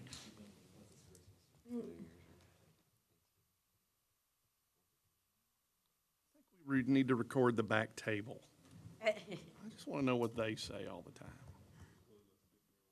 I know it. That's probably what they're saying. Just look at them back there. I'm not offended to go on April 1st. That's what I say, just do it I on mean, Monday, just April 1st. scoot it up on a Monday and be done with it. Not worry about it. I'm good. I'm good. You'd be a Lane? fool not to support it. Oh, that was pretty good. You good? I'm good. We're good on check first. We're going to do it on April 1st, Here, on a Monday. on a Monday. Okay, we're good. We're good. Normal time. So the second one will still be the 16th? Yes. Yes, Cool. and that way it keeps it in order, which I think we need to do, or I think it makes sense to do. Council and council, okay. Steve, So are it's those gonna good be with the you? 1st and the 16th, Just correct? checking, Yes, Steve. ma'am. Okay. Then we are going to move on to consider approving various board nominations. Park Commission, Don Griffiths at large to a fourth term. I thought, questions on this one? Bitsy Stone to a third term, and Allison Watkins at large to a first full term. I have questions, legal questions on this, Teresa, because of the original deed that was created for the city on the Santa Fe Park. Because Allison is a county employee Right. and not a citizen at large, if you will, is there anything in the deed that would have some impact on that? Not that I recall. I don't remember there being any specific requirements related to even residency. But I can go back and look. You might want to, if you want me to check into that, you might want to just. I'd like to ask to move this to the next meeting, because I Okay. want a clarification on that before we vote on it. All right. Okay. Then item D, are there announcements or consideration for future agenda items? Lucy? I have one. I would like an update on the Benedetti machine, please. Yep. Can I get an update on the airport study? I mean, we tried to expedite, and we'd sure like to know how we're sitting on that. And I Something think here, or they, you want a Friday memo, or you want a meeting? Yeah, I think we need to do something here, or maybe both. well, you know, what we might do, Tom, because I agree with you 100%, is the new airport manager just started. Right. And I'd like his input when something has started to be presenting, so I want to give him just a little bit of time to kind of get his feet done, so maybe not the next meeting, but in 2 meetings. That kind of gives him a little time.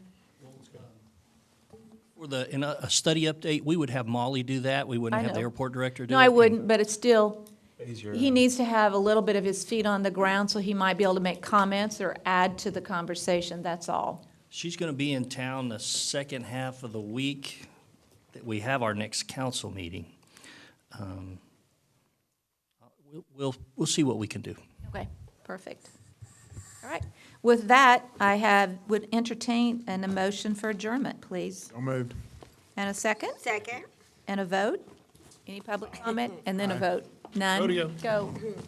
7-0, we're done. Let's roll.